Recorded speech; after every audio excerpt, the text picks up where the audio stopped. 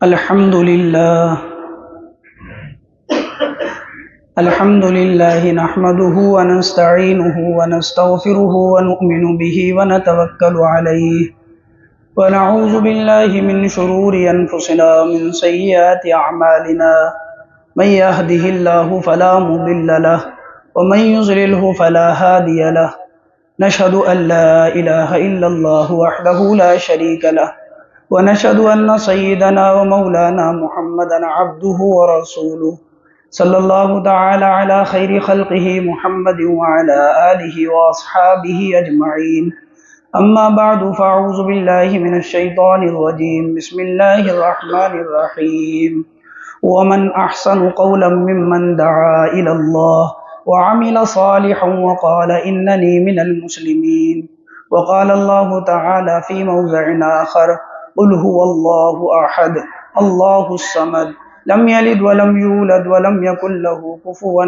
احد صدق الله العظيم وقال رسول الله صلى الله عليه وسلم المؤمنون هينون لينون كالجمل الآنف إن قيد إن قاد وإن أنيخ على صخرة استناخ أو كما قال عليه الصلاة والسلام۔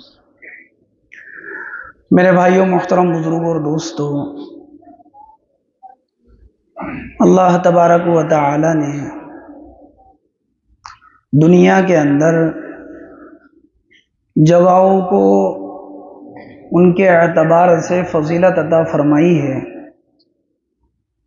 بعض جگہ پر ہم عبادت کرتے ہیں، اس کی فضیلت کچھ اور ہوتی ہے، اور بعض جگہ پر کرتے ہیں تو اس کی فضیلت کچھ اور ہوتی ہے۔ ایک آدمی ایک نماز مسجد حرام میں ادا کرتا ہے تو اس کو اس کی ایک نماز کے اوپر 1,00,000 نمازوں کے برابر ثواب ملتا ہے۔ ایک آدمی وہی نماز مسجد نبوی کے اندر ادا کرتا ہے تو اس کی ایک نماز کے اوپر اس کو 50,000 نمازوں کے برابر ثواب ملتا ہے۔ ایک آدمی ایک نماز مسجد اقصی میں ادا کرتا ہے، اس کو اس کی ایک نماز کے اوپر 50,000 نمازوں کے برابر، اور ایک روایت میں 10,000 نمازوں کے برابر اس کو ثواب ملتا ہے۔ وہی ایک نماز اپنے علاقے کی جامع مسجد کے اندر ادا کرتا ہے، ایک نماز کے اوپر 500 نمازوں کے برابر اس کو ثواب دیا جاتا ہے۔ وہی ایک نماز جب اپنی مسجد کے اندر ادا کرتا ہے جماعت کے ساتھ، بعض روایتوں میں 23 درجہ، بعض میں 25 یا بعض میں 27 درجہ اس کو ثواب عطا کیا جاتا ہے۔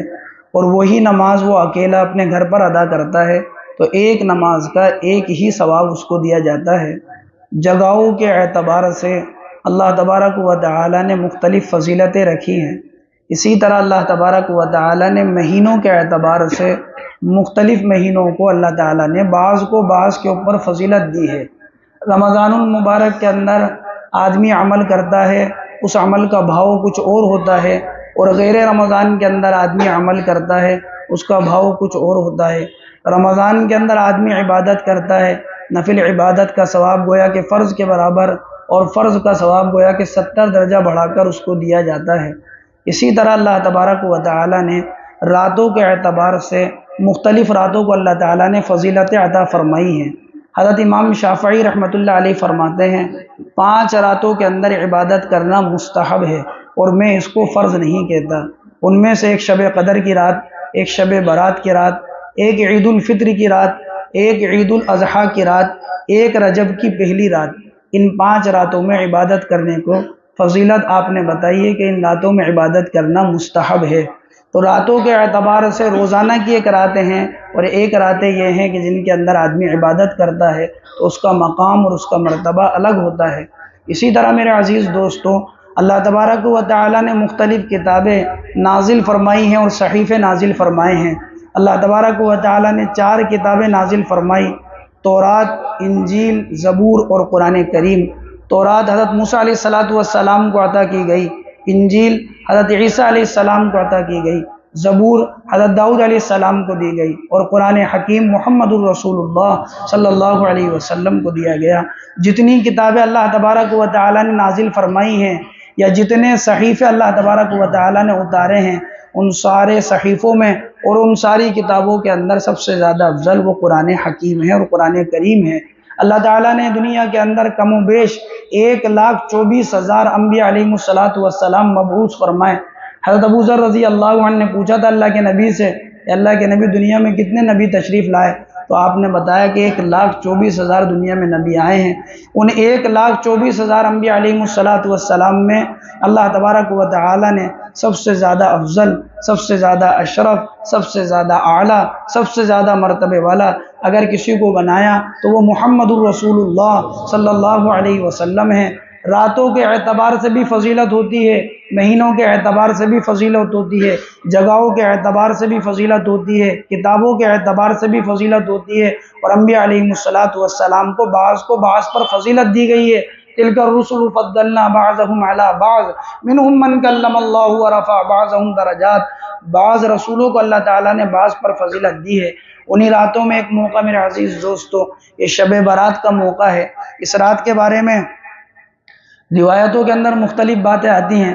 حضرت معاذ رضی اللہ عنہ کی روایت کے اندر آتا ہے اللہ تبارک و تعالی اس رات کے اندر تمام مخلوق کی مغفرت کر دیتے ہیں، ان کو بخش دیتے ہیں، سوائے اس شخص کے کہ جو اللہ کے ساتھ شرک کرنے والا ہو، اور سوائے اس شخص کے جو دل میں کینہ رکھنے والا ہو۔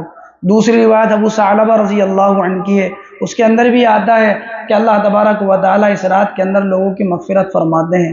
تیسری روایت اما عائشہ رضی اللہ تعالی عنہا کی ہے، فرماتی ہیں کہ ایک مرتبہ حضور اکرم صلی اللہ علیہ وسلم میرے پاس رات گزارنے کے لیے آئے، اور آپ میرے پاس لیٹے ہوئے تھے۔ میری آنکھ لگی، میں نے دیکھا کہ آپ میرے پاس نہیں ہیں، تو میں نے آپ کو تلاش کرنے کے لیے نکلی تو میں نے دیکھا کہ آپ جنت البقیع قبرستان کے اندر ہے۔ تو حضرت عائشہ سے اللہ کے نبی علیہ السلام نے فرمایا، عائشہ کیا تو یہ سمجھتی ہے کہ اللہ اور اس کے رسول تیرے اوپر ظلم کریں گے؟ حضرت عائشہ نے فرمایا نہیں، میں سمجھ رہی تھی کہ آپ کسی اور ایلیا کے پاس تشریف لے گئے ہوں گے۔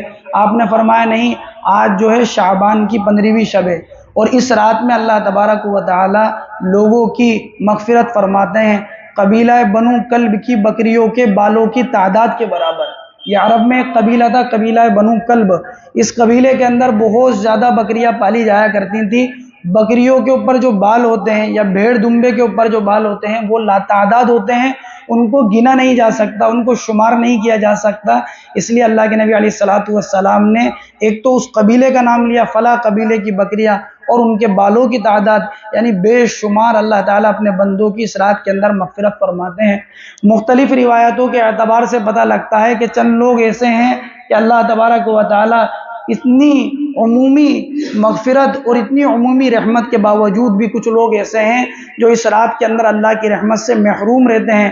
ان میں سب سے پہلا آدمی وہ ہے جو اللہ کے ساتھ شرک کرنے والا ہو، جو اللہ کے ساتھ کسی کو ساجی ٹھہراتا ہو، جو اللہ کے ساتھ شرک کرتا ہو۔ اللہ نے قرآن کریم کے اندر صاف طور پر اعلان کیا ہے، ان اللہ لا یغفر ان یشرک بہ ویغفر ما دون ذلک لمن یشاء۔ اللہ تبارک و تعالی اس آدمی کی مغفرت نہیں فرمائیں گے جس نے اللہ کے ساتھ شرک کیا، اور اس کے علاوہ اللہ تبارک و تعالی جس کو چاہیں گے معاف کر دیں گے۔ قرآن کریم میں اللہ رب العزت دوسری جگہ ارشاد فرماتے ہیں، ان الشرک لظلم عظیم، کہ شرک جو ہے یہ بڑا گناہ ہے۔ قرآن کریم میں اللہ رب العزت تیسری جگہ ارشاد فرماتے ہیں، ومن یشرک باللہ فقد حرم اللہ علیہ الجنہ، جو آدمی اللہ کے ساتھ شرک کرتا ہے اللہ نے اس کے اوپر جنت کو حرام کر دیا۔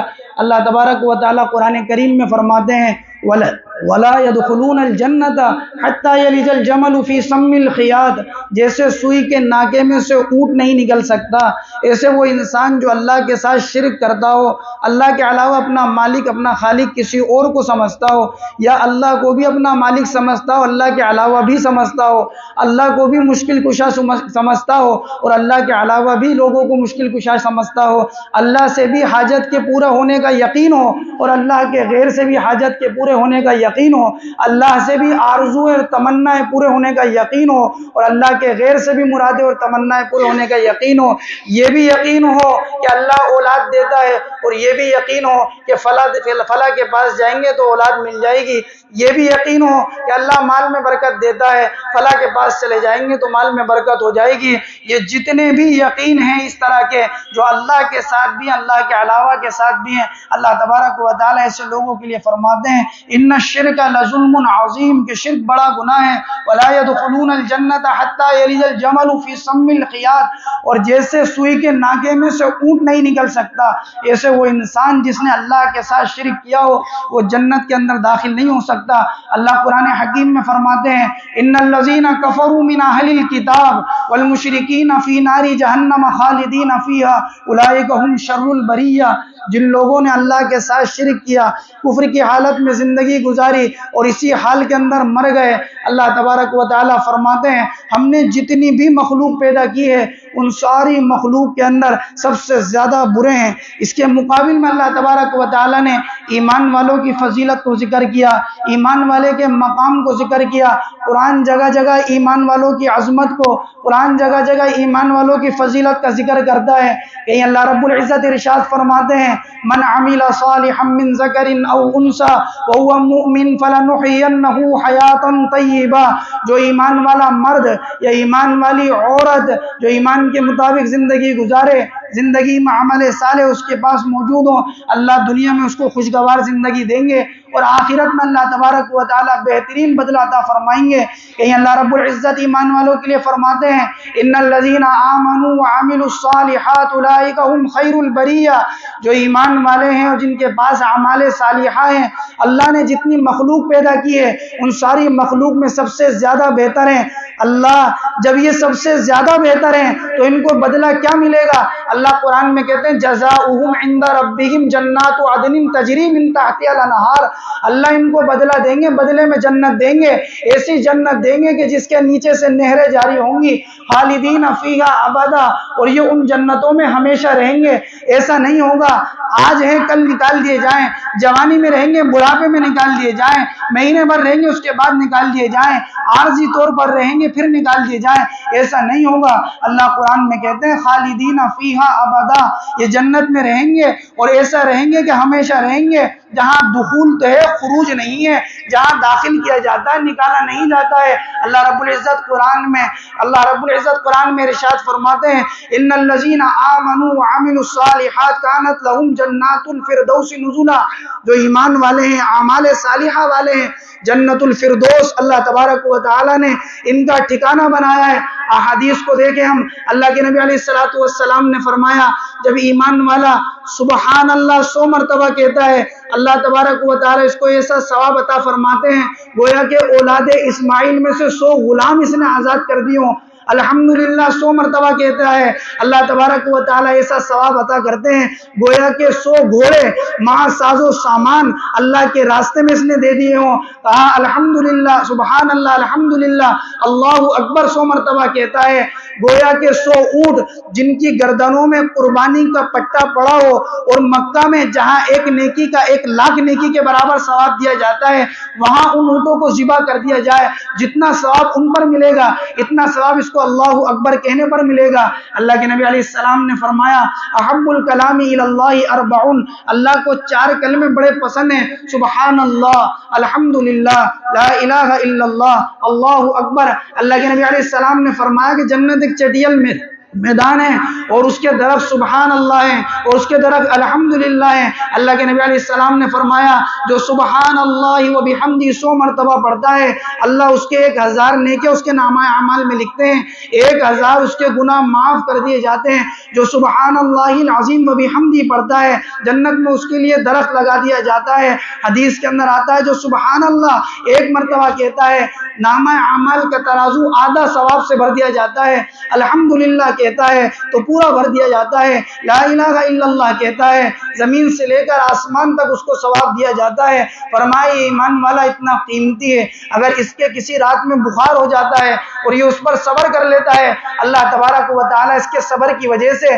اس کے گناہوں کو ایسے معاف کر دیتے ہیں، ایسے پاک صاف کر دیتے ہیں کہ یوم ولدتہ امہ، جیسے اس کی ماں نے اس کو آج پیدا کیا ہے۔ ایمان والے کے سر میں درد ہوتا ہے اور وہ اس کے اوپر صبر کر لیتا ہے، فرمایا اگر احد پہاڑ کے برابر بھی اس کے گناہ ہوتے ہیں اللہ تعالیٰ وہ بھی معاف کر دیتے ہیں۔ فرمایا ایمان والے کے کانٹا چھپتا ہے، اللہ تبارک و تعالیٰ اس کی وجہ سے اس کے گناہوں کو معاف کر دیتے ہیں۔ ایمان سب سے زیادہ افضل چیز ہے کیونکہ ایمان کا کوئی بدل نہیں ہے۔ قرآن کہتا ہے ان الذین کفروا وماتوا وهم کفار فلن يقبل من احدهم ملء الارض ذهبا ولا افتدى به، جن لوگوں نے کفر کی حالت میں زندگی گزاری اور اسی حالت کے اندر مر گئے، قیامت کے دن ان کے پاس اگر اتنا سونا آ جائے کہ ساری زمین بھر جائے اور اللہ کو یہ فدیے کے اندر دیں کہ اللہ یہ سونا لے لے، ہماری جان کو آج بخش دے، اللہ یہ سونا لے لے، اس کے بدلے میں ہمیں چھوڑ دے، قرآن کہتا فلن یقبل امین، یہ اللہ تبارک و تعالیٰ ان کی طرف سے اس کو قبول نہیں کریں گے۔ سونا قیمتی اپنے جگہ پر ہے لیکن ایمان سے زیادہ قیمتی نہیں ہے، اس لیے صحابہ اکرام سب سے زیادہ اپنے ایمان کی فکر کرتے تھے، صحابہ اپنے ایمان کے بارے میں متفکر رہا کرتے تھے۔ حضور کی مجلس لگتی تھی اسی طرح جیسے آپ لوگ بیٹھے ہیں، صحابہ بیٹھا کرتے تھے حضور کی مجلس کے اندر۔ ایک صحابی جن کا نام ثابت ابن قیس رضی اللہ عنہ حضور کی مجلس میں آیا کرتے تھے لیکن پھر آنا بند کر دیا۔ اللہ کے نبی علیہ السلام نے صحابہ میں سے کسی سے کہا کیا بات ہے کہ ثابت ابن قیس کو میں دیکھ رہا ہوں وہ مجلس میں نہیں آ رہا ہے، جا کر تم ان کے احوال کو معلوم کر کر آؤ۔ ایک صحابی ان کے گھر پر گئے، جانے کے بعد دیکھا وہ کونے میں بیٹھے ہوئے ہیں اور رو رہے ہیں اور غم زدہ ہیں۔ ان صحابی نے پوچھا کہ ثابت تم تو یہاں اپنے گھر پر بیٹھے ہو اور حضور اپنی مجلس کے اندر تمہارا تذکرہ کر رہے ہیں، تمہارے بارے میں معلوم کر رہے ہیں، ثابت کے بارے میں جا کر معلوم کر کر آؤ کیا حال ہے۔ تو کہنے لگے تمہیں تو معلوم ہے ابھی چند دن پہلے اللہ کے نبی علیہ السلام پر یہ آیت نازل ہوئی ہے یا ایھا الذین آمنوا لا ترفعوا اصواتکم فوق صوت النبی ولا تجہروا له بالقول کجہر بعضکم لبعض ان تحبط اعمالکم وانتم لا تشعرون۔ اے ایمان والو اپنی آواز کو نبی کے سامنے ایسے بلند مت کرو جیسے آپس میں بات کرتے ہو، اگر تم نے ایسا کیا تو تمہارے اعمال برباد ہو جائیں گے، تمہیں شعور بھی نہیں ہوگا۔ یہ صحابی ثابت ابن قیس وہ صحابی ہیں جو اللہ کے نبی علیہ السلام پر وحی نازل ہوتی تھی تو یہ وحی کو لکھا کرتے تھے، کاتب وحی کہا کرتے ہیں ان کو۔ یہ ثابت ابن قیس وہ صحابی ہیں اللہ کے نبی علیہ السلام کے پاس جب نجران کا وفد آیا عیسائیوں کا تو اللہ کے نبی علیہ السلام نے جس کو اپنا خطیب مقرر کیا تھا وہ یہ ثابت ابن قیس رضی اللہ عنہ تھے۔ کہنے لگے تم تو جانتے ہو میری آواز تو قدرتاً تیز ہے، اگر نبی کی مجلس میں میری آواز تیز ہو گئی تو میرے ایمان کا اور میرے اعمال کا کیا بنے گا، اس ڈر کی وجہ سے میں نبی کی مجلس کے اندر نہیں جا رہا۔ یہ صحابی اللہ کے نبی کے پاس آئے، کہنے لگے اللہ کے نبی ثابت ابن قیس تو اس خوف کی وجہ سے نہیں آ رہے، ان کی آواز تو قدرتاً تیز ہے، اگر مجلس میں آواز تیز ہوئی تو سوچ رہے ہیں ایمان کا کیا ہوگا، ایمان کا کیا بنے گا۔ اللہ کے نبی علیہ السلام نے فرمایا تم دوبارہ جاؤ اور ان کو جا کر کہو انک لست من اہل النار ولکن من اہل الجنہ، اے ثابت تو جہنمیوں میں سے نہیں ہے بلکہ تو تو جنتی لوگوں میں سے ہے، جنہیں دنیا میں جنت کی بشارت تھی وہ بھی اپنے ایمان کے بارے میں متفکر تھے۔ یہ آیت نازل ہوئی حضرت ابوبکر صدیق رضی اللہ عنہ کے بارے میں آتا ہے، حضرت ابوبکر صدیق رضی اللہ عنہ نے کہا تھا اللہ کے نبی اللہ کی قسم میں آپ سے ایسے بات کروں اب جیسے کوئی کان میں سرگوشی کیا کرتا ہے۔ یہ ابوبکر کون ہے؟ ساری دنیا کے اندر جتنے انبیاء کے بعد ایمان والے ہیں اگر سب سے افضل درجہ کسی کا ہے تو وہ ابوبکر صدیق رضی اللہ عنہ کا ہے۔ یہ ابوبکر وہ ہیں جنہیں صاحب غار کہا جاتا ہے، جن کے بارے میں قرآن نے کہا اذ ہما فی الغار اذ یقول لصاحبہ لا تحزن ان اللہ معنا، جن کی صحابیت کو قرآن نے ذکر کیا۔ یہ ابوبکر وہ ہیں جو غار کے اندر اللہ کے نبی کے لیے پہلے جاتے ہیں اور سارے سوراخوں کو بند کر دیتے ہیں، ایک سوراخ کھلا رہتا ہے، اپنے پیر کو لگاتے ہیں، اللہ کے نبی سے کہتے ہیں آپ اندر تشریف لائیں۔ اللہ کے نبی حضور اندر جاتے ہیں، ان کی گود میں سر رکھ کر سوتے ہیں، جن کی گود ہے اسے ابوبکر کہتے ہیں، اور ان کی گود میں سر رکھنے کے بعد آپ نے آرام فرمایا۔ ابوبکر کے اس موکلے کے اندر سے جس پہ پیر رکھا تھا ایک سانپ نے یا زہریلے جانور نے ڈسا، تکلیف ہوئی، آنکھ سے آنسو بہے، اگر وہ آنسو خدا کی قسم کسی کے چہرے پر گرے ہیں ابوبکر کے تو وہ محمد الرسول اللہ صلی اللہ علیہ وسلم کے چہرے پر گرے، یہ ہے ابوبکر۔ ابوبکر صدیق سے اللہ کے نبی نے فرمایا تھا ما یبکی کا ابا بکر، اے ابوبکر تجھے کس چیز نے رلا دیا؟ تو کہنے لگے اللہ کے نبی کوئی جانور کاٹ گیا جس کی وجہ سے تکلیف ہو رہی ہے۔ یہ ابوبکر وہ ہیں غار سور کے اندر جب اللہ کے نبی علیہ السلام چھڑنا چاہتے تھے، آپ کے انگوٹھے سے خون نکل رہا تھا، ابو بکر نے کہا تھا میرے کندھے موجود ہیں، آپ ان کے اوپر بیٹھے، اللہ کے نبی اس غار کے اوپر لے کر میں چڑھوں گا۔ یہ ابو بکر وہ ہیں جو ہجرت کی رات تھی، نبوت کے قدم اگر کسی کے دروازے پر رکے، خدا کی قسم وہ ابو بکر کا دروازہ تھا۔ نبوت کے لیے کسی نے اونٹنی کو ہجرت کی رات میں پیش کیا، وہ ابو بکر تھے۔ ہجرت کے جو ساتھی بنے وہ ابو بکر تھے۔ جو سب سے پہلے ایمان لے کر آئے وہ ابو بکر تھے۔ جس نے حضور کے نکاح میں اپنی بیٹی ام المؤمنین عائشہ کو دیا وہ ابو بکر تھے۔ مدینہ المنورہ میں مسجد نبوی کی جس نے سب سے پہلے قیمت ادا کی وہ ابو بکر تھے۔ ابو بکر وہ تھے جو حضور صلی اللہ علیہ وسلم کے ایمان کی حالت سے پہلے بھی آپ کے دوست تھے۔ ابو بکر وہ تھے جس نے ایمان سے پہلے بھی اپنی زندگی میں کبھی بتوں کو سجدہ نہیں کیا تھا۔ ابو بکر وہ تھے جس نے ایمان سے پہلے بھی کبھی شراب کے اپنے ہونٹ نہیں لگائے تھے، نہ ایمان کے بعد لگائے تھے، جن کے بارے میں اللہ کے نبی نے فرمایا تھا ابو بکر کا مال میں ایسے خرچ کرتا ہوں جیسے خود کا مال خرچ کرتا ہوں۔ اللہ کے نبی نے جن کے بارے میں فرمایا تھا میں نے سب کا حق ادا کر دیا، ابو بکر تیرا حق اللہ ادا کریں گے۔ جن کے بارے میں جبریل نے کہا تھا، جبریل اللہ کے نبی سے بات کر رہے ہیں، ابو بکر پیچھے سے گزر رہے ہیں، تو ابو بکر کے لیے کہا تھا یہ تو ابو قحافہ کے بیٹے ہیں۔ اللہ کے نبی علیہ السلام نے کہا جبریل کیا تم ان کو جانتے ہو؟ کہا کہ ہم جانتے ہیں، اور جتنا زمین پہ لوگ ان کو جانتے ہیں آسمان پر فرشتے بھی ان کو اتنا ہی جانتے ہیں، اور آسمان میں ان کو حلیم کہا جاتا ہے۔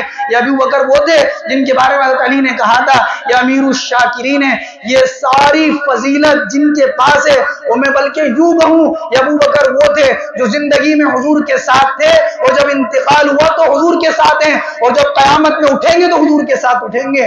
ابو بکر صدیق رضی اللہ عنہ کہہ رہے ہیں یہ آیت کے نازل ہونے کے بعد کہ اللہ کی قسم میں تو ایسے آپ سے بات کروں گا اللہ کے نبی جیسے کان کے اندر کوئی سرگوشی کرتا ہے۔ حضرت عمر رضی اللہ عنہ اس آیت کے نزول کے بعد اللہ کے نبی سے ایسے بات کرتے تھے، بعض مرتبہ کہنا پڑتا تھا عمر تم نے کیا کہا، دوبارہ کہو اتنی آہستہ۔ وہ عمر جس کا مقام اللہ تبارک و تعالی نے اتنا بلند بنایا، اللہ کے نبی نے جس کے بارے میں کہا تھا لو کان بعدی نبی لکان عمر، اگر اللہ تبارک و تعالی میرے بعد اگر کسی کو نبوت دیتے تو وہ عمر کو دیتے، جن کے بارے میں اللہ کے نبی نے فرمایا تھا میں نے رات کو خواب دیکھا ہے، صحابہ میں نے دیکھا کسی کے جسم پہ یہاں تک کپڑا ہے، کسی کے جسم پہ یہاں تک کپڑا ہے، کسی کے جسم سے سر سے لے کر پیر تک کپڑا ہے۔ اللہ کے نبی سے پوچھا صحابہ نے حضور وہ کون تھا؟ فرمایا وہ عمر ہے۔ حضور اس کی تعبیر کیا ہے؟ عمر سر سے لے کر پیر تک سراپا دین ہی دین ہے، وہ عمر جن کے بارے میں اللہ کے نبی نے فرمایا تھا صحابہ میں نے رات کو خواب دیکھا ہے، میں رات کو دودھ پی رہا تھا خواب کے اندر، اور میں نے اپنا بچا ہوا دودھ عمر کو دیا ہے۔ صحابہ نے پوچھا اللہ کے نبی اس کی کیا تعبیر ہے؟ کہا کہ عمر کو میرے علم میں سے حصہ ملے گا۔ یہ عمر وہ ہیں جن کے بارے میں اللہ کے نبی نے فرمایا تھا کہ عمر جب تو کسی راستے سے گزرتا ہے تو شیطان اپنا راستہ تبدیل کر دیتا ہے۔ یہ وہ عمر ہیں جن کے دل میں یہ بات آ گئی تھی مسلمان کی عورت کو پردہ کرنا چاہیے، اللہ نے قرآن میں آیت بنا کر نازل فرما دی۔ یہ عمر وہ ہیں جن کے دل میں آ گیا تھا اللہ کو شراب کو حرام کر دینا چاہیے، اللہ تبارک و تعالیٰ نے قرآن میں آیت بنا کر نازل فرما دی۔ یہ عمر وہ ہیں جن کے بارے میں اللہ کے نبی نے فرمایا تھا عمر تو جنت کے چراغوں میں سے ایک چراغ ہے۔ یہ عمر اتنی فضیلتوں کے بعد یوں کہنے لگے کہ اللہ کے نبی کے سامنے جب بات کرتے تو بعض مرتبہ کہنا پڑتا عمر تم نے کیا کہا؟ یہ ایمان ہے میرے عزیز دوست کو جس کی صحابہ کے زندگی کے اندر اور صحابہ کی نظر کے اندر قیمت تھی۔ ایمان انسان کے پاس ہے، دنیا بھی بنے گی، آخرت بھی بنے گی، دنیا میں بھی کامیاب ہوگا، آخرت میں بھی کامیاب ہوگا۔ ایمان کے تذکرے کو چھوڑنے کی وجہ سے ایمان کی عظمت دل سے نکل گئی، ایمان کے تذکرے کو چھوڑنے کی وجہ سے غیر محسوس طریقے سے ایمان والے اعمال سے نکل کر کفر والے اعمال کی طرف جا رہا ہے۔ ارے ایمان تو وہ تھا جو جان لگا کر بھی بچایا جاتا تھا، یہ ایمان تو وہ تھا۔ کیا تمہارے علم میں یہ بات نہیں ہے عبداللہ بن حذافہ رضی اللہ عنہ جو حضور کے صحابی میں سے امیر المؤمنین حضرت عمر رضی اللہ عنہ کا زمانہ ہے کہ کیسر کے بادشاہ نے ان کو گرفتار کیا اور 80 مسلمانوں کو گرفتار کر لیا۔ عبداللہ بن حذافہ کے لیے کہا گیا کہ جاؤ ان کو لے جایا جائے اور ان کو سولی پر چڑھا دیا جائے یا ان کو جلتے ہوئے تیل کے اندر کڑاہوں کے اندر ڈال دیا جائے، تو یہ رونے لگے۔ لوگوں نے کہا آ کر اپنے بادشاہ سے کہ وہ اپنے بادشاہ سے وہ تو رو رہے ہیں، شاید تم ان سے بات کرو تو وہ اپنے مذہب کو چھوڑ دیں، اپنے دین کو چھوڑ دیں، ہمارا دین اختیار کر لیں۔ تو بلایا گیا عبداللہ بن حذافہ کو اور کہا گیا کیوں رو رہے ہو، ہمارا دین اختیار کر لو۔ تو ان کہا بے وقوفو، میں اس وجہ سے نہیں رو رہا، میری جان چلی جائے گی۔ سنو، میں تو اس لیے رو رہا ہوں، میرے جسم میں ایک جان ہے جو ابھی چلی جائے گی، خدا کی قسم اگر میرے جسم میں جتنے بال ہیں اور اتنے بال کے برابر میرے کو اللہ زندگی دیتا اور وہ ساری جان میں اللہ کے لیے لگا دیتا، میں تو یہ سوچ رہا ہوں کہ اللہ مجھے اتنی زندگی دیتا، ایک جان ہے وہ چلی جائے گی۔ یہ ایمان وہ ہے میرے عزیز دوستو جس کے لیے صحابہ نے قربانی دی۔ ذوالنورین رضی اللہ تعالی عنہ کی آنکھیں نکال لی گئی مکہ کی سرزمین پر، اس ایمان کی وجہ سے ایمان نہیں چھوڑا، تکالیف کو برداشت کیا۔ سمیہ رضی اللہ تعالی عنہ کے برچہ مار کر شہید کر دیا گیا، ایمان نہیں چھوڑا، ایمان کو اختیار کیا، ایمان پر جمے رہے۔ بلال حبشی رضی اللہ عنہ کو تپتی ہوئی ریت کے اوپر لٹایا گیا، تپتی ہوئی ریت کے اوپر لٹایا گیا، چٹانوں کو سینے کے اوپر رکھ دیا گیا، لیکن بلال اپنے ایمان سے نہیں پھرا ہے۔ خباب ابن الارت رضی اللہ عنہ کے اوپر گرم سلاخوں سے آپ کے جسم کو داغا گیا، آپ کے انداروں پر۔ کہتے ہیں امیر المؤمنین کا زمانہ تھا، امیر المؤمنین عمر نے پوچھا خباب شروع میں اسلام لے کر آ گئے تو تمہارے اوپر کیا حالات آئے؟ کہنے لگے امیر المؤمنین زبان سے بیان کروں یا اپنے احوال سے بیان کروں؟ امیر المؤمنین زبان سے کیا بیان کروں، میرے جسم سے میرا کپڑا اٹھا کر دیکھیں۔ حضرت عمر نے ان کی چادر کو کمر سے اٹھایا ہے، واپس چھوڑ دیا۔ حضرت عمر رضی اللہ عنہ نے کہا خباب میں نے ایسی کمر کسی کی نہیں دیکھی۔ کہا امیر المؤمنین میں تو شروع ہی میں اسلام لے کر آیا تھا، امیر المؤمنین طاقتور لوگ تھے، مجھے پکڑتے تھے اور پکڑنے کے بعد مجھے آگ کے انگاروں پر لٹا دیا کرتے تھے۔ امیر المؤمنین میں اٹھنا چاہتا تھا، میرے اوپر وہ سینے پہ پیر رکھ دیتے، وہ طاقت لگاتے تھے میں آگ کے انگاروں پر لیٹا رہوں، میں طاقت لگاتا تھا میں کھڑا ہو جاؤں، امیر المؤمنین مجھے چھوڑتے نہیں تھے یہاں تک کہ وہ آگ کے انگارے میرے جسم سے اور میرے خون سے اور میری چربی سے نہیں بجھ جاتے تھے۔ آج امت مسلمہ کہاں غافل ہو گئی، خباب کی قربانیوں کو بھول گئے، بلال کی قربانی کو بھول گئے۔ کیا عمار کی تمہیں قربانی یاسر نہیں ہے؟ عمار بن یاسر کی قربانی یاد نہیں ہے؟ سارا گھرانہ ایمان کے لیے قربانی دے رہا تھا، حضرت عمار کو قربانی پانی کے اندر سر پکڑ کر ڈبو دیا گیا۔ کہا عمار یہ تو ایمان سے گر جا نہیں تو تیری جان لے لیں گے۔ یاسر کو تلوار کے ذریعے سے یا اونٹ کے ذریعے سے پیروں کو باندھ کر مختلف قسموں کے اندر دوڑا دیا گیا، جان چلی گئی لیکن ایمان کا سودا نہیں کیا۔ آج اللہ نے وہ ایمان مجھے بھی دیا ہے، اللہ نے وہ ایمان تمہیں بھی دیا ہے میرے عزیز دوستو۔ آج ہمیں ایمان کی قدر نہیں، ایمان کا سودا ایمان والا کر دے، ایمان کی عظمت اس کے دل سے نکل جائے، ایمان کی محنت کو چھوڑ دے۔ یہ کیسے ممکن تھا؟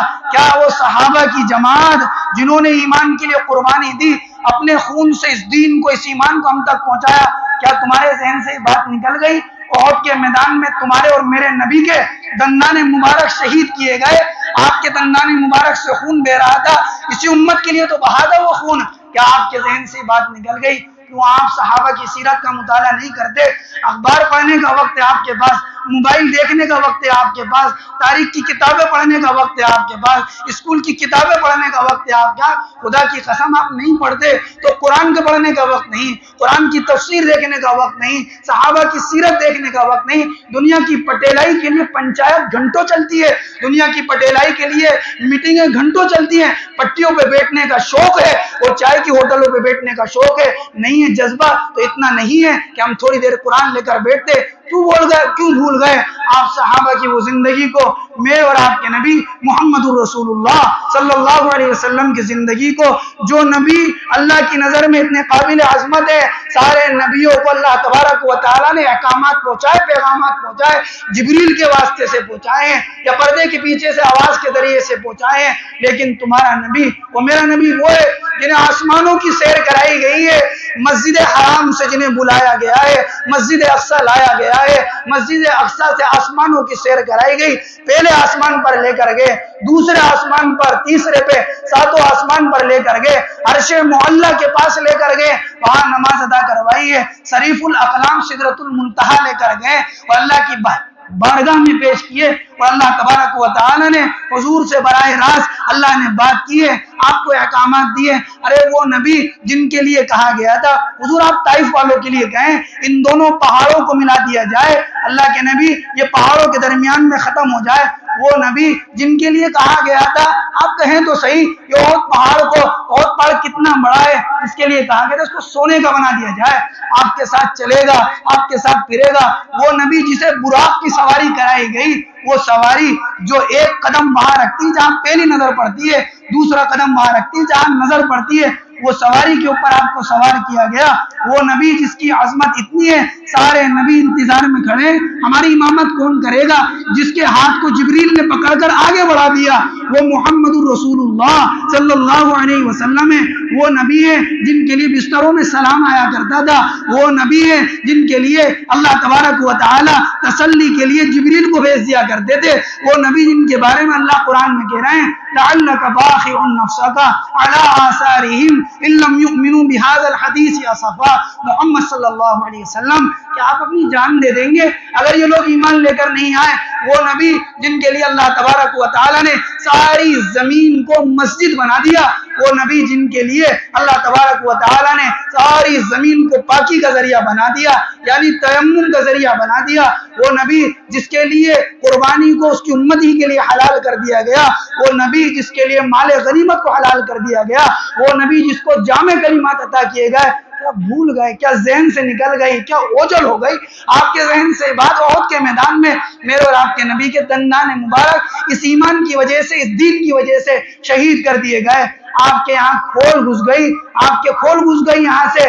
حضرت ابو عبیدہ بن جراح رضی اللہ عنہ جو اس امت کے سب سے بڑے امین ہیں, انہوں نے اپنے دانتوں سے اس کھول کو نکالا, ایک کو نکالا ایک دانت ٹوٹ گیا, دوسرے کو نکالا دوسرا دانت ٹوٹ گیا. وہ صحابہ کہ تم قربانیوں کو کیا بھول گئے, تمہارے ذہن سے نکل گئی یہ بات کیا زیاد بن سکن رضی اللہ عنہ وہ صحابی جو اللہ کے نبی کی احد کے میدان کے اندر سینہ سپرد ہو کر آپ کی حفاظت کر رہے تھے, تیروں کو برداشت کر رہے تھے, جو وہ زیاد بن سکن جن کی جان نکلی ہے حضور کے قدم مبارک تھے, آپ کے پیر پر ان کے گال تھے اور اسی حال میں ان کی جان نکل گئی. کیا تمہارے ذہن سے شماس بن عثمان یعنی عثمان بن عثمان جنہیں کہا جاتا تھا جو سورج کی طرح انتہائی خوبصورت تھے اس لیے ان کو شماس کہا جاتا تھا, جنہوں نے اپنے سینے کو حضور کے لیے پیش کیا تھا. آپ علیہ الصلوۃ والسلام کے حجرے میں ام سلمہ رضی اللہ تعالی عنہا کے حجرے میں جن کی وفات ہوئی, کیا تم ان کو بھول گئے؟ کیا تمہارے ذہن سے حضرت سعد رضی اللہ عنہ نکل گئے جو حضور کے لیے اپنے سینے کو کھڑے کیے تھے اس دین کے لیے؟ ارے آج امت محبت کر رہی جھوٹے عشقوں کے اندر, سچے پیار کی تلاش میں. آپ کی بیٹیاں اور ہماری بہنیں سچے پیار کی تلاش میں دنیا کی ذلتوں کو برداشت کر رہی ہیں, نہ جانے کہاں جا کر منہ مار رہی ہیں, سچا پیار تلاش کر رہی ہیں. ارے صحابہ کی زندگی دیکھو, سچی محبت کرنی حضور سے کرو. وہ حضرت خبیب رضی اللہ عنہ جو مکہ کی سرزمین پر لوگ ان کو سولی دے رہے تھے اور ابو سفیان نے ان سے کہا تھا خبیب مجھے یہ بتا اگر تجھے چھوڑ دیا جائے اور تیری جگہ محمد الرسول اللہ کو سولی دے دی جائے تو خبیب تجھے کیا یہ بات برداشت ہے؟ کہنے لگے حضور اپنی جگہ پر موجود ہیں اور حضور کے ایک کانٹا چھپ جائے اور اس کے بدلے میں مجھے چھوڑ دیا جائے, خدا کی قسم مجھے تو یہ بھی منظور نہیں ہے. کیا تمہارے ذہن سے یہ بات بھول گئے؟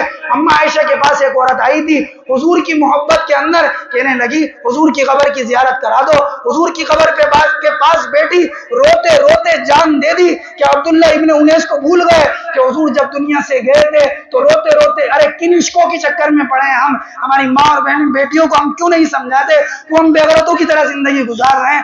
ہم نے اپنی بچیوں کو چند پیسے دے کر رکشوں کے حوالے کر دیا, ٹیکسیوں کے حوالے کر دیا. ہمیں نہ ان کے ایمان, دنیا کی چند ڈگریوں کے خاطر اپنے ایمان کو فروغ کروا رہے ہیں ہم اپنے ہاتھوں کے ذریعے سے. دنیا کے 12ویں کی ڈگری کو اور اسی طرح دوسری ڈگریوں کو حاصل کرنے کے لیے تنہا بھیج رہے ہیں اپنی بچیوں کو, اور ان بچیوں کو وہ جا رہی ہیں ان ڈگریوں کے بدلے میں کفر لا رہی ہیں اپنے گھر پر. آج ہم یہ خبریں سنتے ہیں کہ دنیا کے اندر فلاں جگہ پر ایسا معاملہ ہوا, فلاں جگہ پر ایسا معاملہ ہوا. سنو میری بات کو دھیان سے, اگر ہم نے ان چیزوں کے اوپر روک نہیں لگائی اور ہم نے اس چیز کو نہیں سوچا, اپنی بہن اپنی بیٹیوں کی نگرانی نہیں کی, ہم نے اپنے بچوں کی فکر نہیں کری, یہ آگ گھر گھر لگے گی, یہ آگ محلے محلے لگے گی, گھر گھر کے اندر سے یہ فتنہ اٹھے گا. میرے عزیز دوستو, اپنی امت اس امت کے اندر اپنی ماں اور بہن کے ایمان سے بڑھ کر کیا ہوگا؟ ایمان والے کا ایمان چلا گیا, اس سے سے زیادہ رونے کی کیا بات ہے؟ وہ ڈگری جس کے اوپر ہم کامیابی سمجھتے تھے، وہ کامیابی خدا کی قسم یقینی نہیں ہے، وہ ساری کامیابی تو جھوٹی ہے، سرسری ہے وہ کامیابی جنہیں ہم سمجھتے ہیں۔ ارے آج ہے کل نہیں ہے، مر جائیں گے ساری کامیابی دھری رہ جائے گی۔ کیا بنے گا اس کا جب یہ بغیر ایمان کے دنیا سے چلی جائے گی؟ کیوں میرا دل اس کے لیے تڑپتا نہیں ہے؟ کیوں آپ کا دل اس کے لیے تڑپتا نہیں ہے کہ جب یہ معاملات ہم سنتے ہیں کیوں ہم اس کی فکر نہیں کرتے، کیوں صرف سوچ کر رہ جاتے ہیں؟ آج جو سوچ رہے ہیں اگر یہی معاملات چلتے رہے تو یہ سوچ بھی ختم ہو جائے گی، ہمارے ذہن یہ بن جائیں گے ہر روز کے معاملے ہیں۔ کیا آپ کے علم میں نہیں ہے ابھی چند دن پہلے کا واقعہ ہے، ایک فون آیا نائی کی تڑیک سے اور کہا کہ ایک لڑکی مسلمان غیر کے ساتھ چلی گئی اور 20 دن کے بعد اس کی لاش ملی ہے اور اس کی لاش میں کیڑے پڑ گئے، ابھی چند دن پہلے کا واقعہ ہے۔ کیا آپ کے علم میں نہیں ہے ابھی 4-5 دن پہلے کا واقعہ ہے، ایک ہوٹل ہے یہاں پر مسلمان بچی وہاں غیر کے ساتھ بیٹھی ہے، کل کا واقعہ ہے، یہ مینا چائے والے کی گلی ہے، مسلمان بچی، کوچنگ سینٹر نہیں ہے یا عیاشیوں کے اڈے ہیں، غیر مسلم 2 لڑکے ہیں، 2 غیر مسلم لڑکی ہے، ایک مسلمان لڑکی برقعے میں ٹھٹے مارتی ان کے ساتھ، ارے تو میرے آنکھوں دیکھا واقعہ ہے، یہ کوچنگ کے سینٹر نہیں ہے یا عیاشیوں کے اڈے ہیں جن پر ہم اپنی بچیوں کو اپنے ہاتھ سے بھیج رہے ہیں۔ جب چلے جائیں گے ایمان سے ہاتھ دھو بیٹھیں گے، پھر رونا اور چیخنا اور چلانا کوئی فائدہ نہیں دے گا۔ کہ آپ نے وہ معاملہ نہیں دیکھا کہ ماں کے ہاتھ کو چھڑا کر بیٹی چلی گئی اور ماں نے وہیں دم توڑ دیا؟ کہ آپ ان معاملات کو بھول جاتے ہیں، تب فکر کریں گے آخر اپنے ایمان کی، کون سا ضمیر لائیں گے اپنے اندر اور کون سے اپنے دل کو آپ لائیں گے کہ اپنی بچیوں کی فکر کریں۔ یہ 10ویں کی ڈگری، 12ویں کی ڈگری، ارے پڑھاؤ ضرور اپنی بچیوں کو، پڑھا لیکن نگرانی ضرور ہے۔ کیا ضرورت ہے ان کے ہاتھ کے اندر آپ نے موبائل دے دیا؟ کیا ضرورت ہے اس موبائل کے اندر بچی نے لوک لگا رکھا ہے؟ کیا ضرورت ہے وہ رات کی تنہائیوں کے اندر موبائل کو دیکھ رہی ہے؟ کیا ضرورت ہے موبائل کے اوپر بات کر رہی ہے؟ آخر بغیر کیمرے والے موبائل سے بھی تو اس کی ضرورتیں پوری ہو سکتی تھی، لیکن ہم نے صرف اس شوق کے اندر دے دیا۔ ہماری بچی ہے، ہمیں بھروسہ اپنی بچی کے اوپر کہ ہماری بچی غلط نہیں اٹھائے گی، ارے ہاں یہ تو بچی ہے لیکن ہمیں دنیا کے لوگوں پر بھروسہ نہیں ہے، وہ اس کے اندر وہ ذہنیت بھر دیں گے اور وہ چیز اس کے اندر بھر دیں گے، یہ ایمان کے خلاف ہو جائے گی، یہ محسوس ہی نہیں کرے گی اس بات کو کہ ایمان بھی کوئی چیز ہے، وہ زندگی اپنی غیر کے ساتھ گزارنے کو یہ سمجھے گی کہ کوئی بات نہیں، ساری زندگی حرام خوری کرے گی۔ اب مجھے یہ بتاؤ وہ بچی جو غیر کے ساتھ چلی گئی اسی حال میں اس کا انتقال ہو گیا، اب بتاؤ اس کی نماز جنازہ ادا کی جائے یا نہیں کی جائے، اس کا غسل دیا جائے نہیں دیا جائے؟ تمہیں اور مجھے کیا پتا ہے وہ ایمان پر تھی یا نہیں تھی؟ تب فکر کریں۔ محلے محلے گھر گھر اس کی نگرانی ہونا چاہیے، محلے محلے گھر گھر اس کی فکر ہونا چاہیے، ماں کو اپنی بیٹی کی فکر کرنا چاہیے، باپ کو اپنی بیٹی کی فکر کرنا چاہیے، مجھے اپنی بچی کی فکر، اپنی بیوی کی فکر، اپنی بہن کی فکر، اپنی بھتیجی کی فکر کرنا چاہیے، تمہیں اپنی بچیوں کی فکر کرنا چاہیے۔ ہم میں سے ہر ایک اپنے ضمیر کو جگائے، اپنے بچوں کے ایمان کی، اپنے بچوں کے اعمال کی حفاظت کرے۔ ہم نے پڑھائیوں کے پیچھے اپنے بچوں کو گدھا بنا دیا ہے، صبح آ جاتے ہیں بچے 8 بجے اسکول ایکسٹرا کلاس پڑھ کر آتے ہیں، 3 بجے تک بچے آتے ہیں، ٹیوشن جاتے ہیں، 7 بجے تک بچے آتے ہیں، رات کو سوتے ہیں، پھر صبح وہی زندگی ہے۔ بتاؤ تو صحیح کیا کرو گے ان ڈگریوں کا، ایسی پڑھائیوں کا کرو گے کیا جب تمہارے بچے کا ذہن کا سکون ہی ختم ہو گیا؟ کیا آپ کے علم میں نہیں ہے کوٹا کے اندر ابھی ایک واقعہ ہوا، مسلمان بچے نے سوسائڈ کر لی۔ یہ تو سنتے تھے کہ غیروں کے بچے سوسائڈ کر لیتے تھے، پڑھائی کا اتنا ان کے اوپر لوڈ ڈال دیا، وہ بستے اٹھا رہے ہیں ان کے وزنوں سے زیادہ اور ہم ان کو چھوڑ کر آ رہے ہیں، ہم ان کو اکیلا بھیج رہے ہیں، ہم ان پڑھائی پر لوڈ ڈال رہے ہیں، تیرے 90 نمبر آنا چاہیے، تیرے 100 نمبر آنا چاہیے، کلاس میں تو فرسٹ، ارے فیل ہو گیا تو کیا ہوا، یہ تو عارضی ہے، آخرت کی سوچو، اگر وہاں ناکام ہو گیا تو کیا ہوگا؟ کسی کو منہ دکھانے کے قابل نہیں رہے گا، کسی کو شکل دکھانے کے قابل نہیں رہے گا۔ ان ڈگریوں کی چکر میں اپنے بچوں کے ایمان کو ضائع کر دیا، ان ڈگریوں کی چکر میں ایمان کی اہمیت کو دل سے نکال دیا۔ بناؤ اپنے بچوں کو ڈاکٹر، بناؤ اپنے بچوں کو انجینئر، بناؤ اپنے بچوں کو وکیل، لیکن اس سے پہلے اس کو دیندار بناؤ، اس کو مسجد سے جوڑو، اس کو دین کے کام سے جوڑو، اس کو قرآن سے جوڑو۔ ہم دیکھتے ہیں، اپنے یہاں کی بات بتاتا ہوں آپ کو، ہم دیکھتے ہیں ایک بچہ 10ویں کلاس میں، ایک بچہ 9ویں کلاس میں، ایک بچہ 11ویں کلاس میں، ہم اس کے قرآن کی پڑھائی چھوڑوا دیتے ہیں۔ ہمارے پاس 12 گھنٹے اس کی ٹیوشن اور اس کی اسکول کے لیے 1 گھنٹہ آدھا گھنٹہ اتنا نہیں ہے کہ یہ جا کر قرآن کریم سنا دے۔ اس سے زیادہ رونے کی کیا بات ہوگی؟ وہ امت کیسے کامیاب ہوگی جو قرآن کو پسے پش ڈال دے؟ وقال الرسول یا رب ان قوم اتخذوا هذا القرآن مہجورا، قیامت کے دن اللہ کے نبی کہیں گے اے رب میری قوم نے اس قرآن کو چھوڑ دیا تھا۔ کیوں ہم اس بات کی فکر نہیں کرتے؟ ہمارا دل کیسے مطمئن ہو جاتا ہے اس بات کے اوپر کہ ہم یہ سوچتے ہیں ہمارے بچے نے ایک مرتبہ قرآن پڑھ لیا جی بچہ مانتا نہیں. ارے باپ تو ہے تیرا بچہ باپ ہے تیرا. بچہ مانتا نہیں، بچہ تو یوں کہے آج 7ویں کلاس پڑھ کے چھوڑ دوں تو چھڑوا دے گا تو اس کو پڑھے. 5ویں کے بعد چھوڑ دے تو چھڑوا دے گا، تیرا بچہ نہیں مانتا.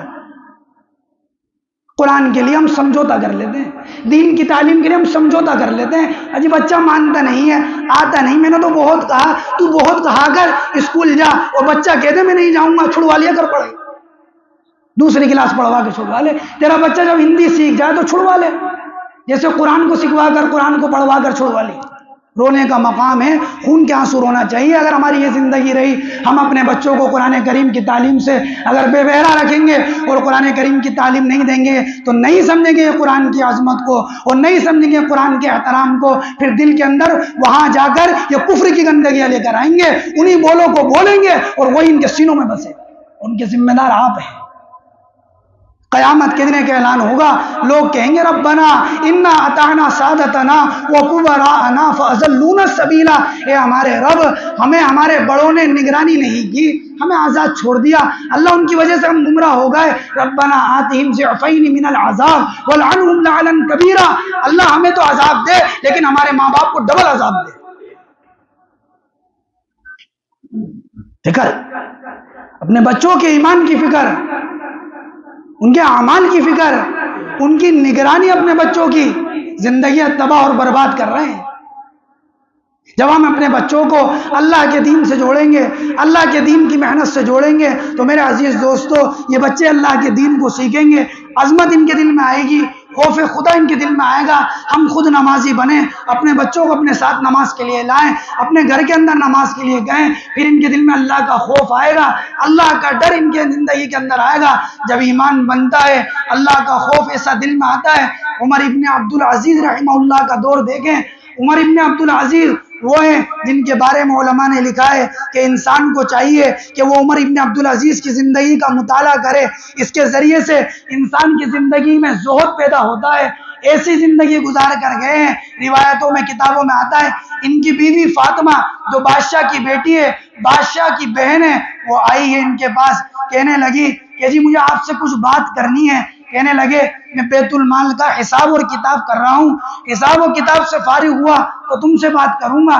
حساب اور کتاب سے فارغ ہوئے، وہ جو چراغ جل رہا تھا اس کو بجھا دیا. بیوی کہنے لگی کیا آپ میری شکل کو دیکھنا پسند نہیں کرتے؟ رونے لگ گئی. کہنے لگے فاطمہ جلدی سے کام مت لے، جلد بازی سے کام مت لے. فاطمہ یہ جو چراغ جل رہا ہے اور اس میں جو تیل ہے وہ بیت المال کا تیل ہے. میں بیت المال کا حساب و کتاب کر رہا تھا تو چراغ جل رہا تھا، حساب کتاب پورا ہو گیا تو چراغ بند کر دیا. اگر اب بھی جلا رہا تو قیامت نے بتا تیرا شوہر عمر بن عبدالعزیز اللہ کو کیا جواب دے گا. ایک چراغ کے جلنے پہ یہاں تو اربوں خربوں لاکھوں روپے کھا کے بیٹھ جاتے ہیں اور آدمی کو ہوش تک نہیں آتا. کل کا چور آج کا حاجی بن جاتا ہے. ساری جائیدادوں کو، بہن کے حصے کو، بیٹیوں کے حصے کو، پڑوسیوں کے حق کو اور دیگر لوگوں کے حق کو کھانے کے بعد بھی آدمی پھر بھی حاجی رہتا ہے، پھر بھی نمازی رہتا ہے اور پھر بھی وہ سوچتا ہے میری زندگی میں کوئی بات نہیں ہے. کیا ہوا اگر میں نے لوگوں کا مال کھا لیا؟ کچھ صدقہ کر دوں گا، کچھ خیرات کر دوں گا، لوگ میرے کرے ہوئے کو بھول جائیں گے. کچھ میں وائٹ کپڑے پہن لوں گا، لوگ میرے کالے داغوں کو بھول جائیں گے.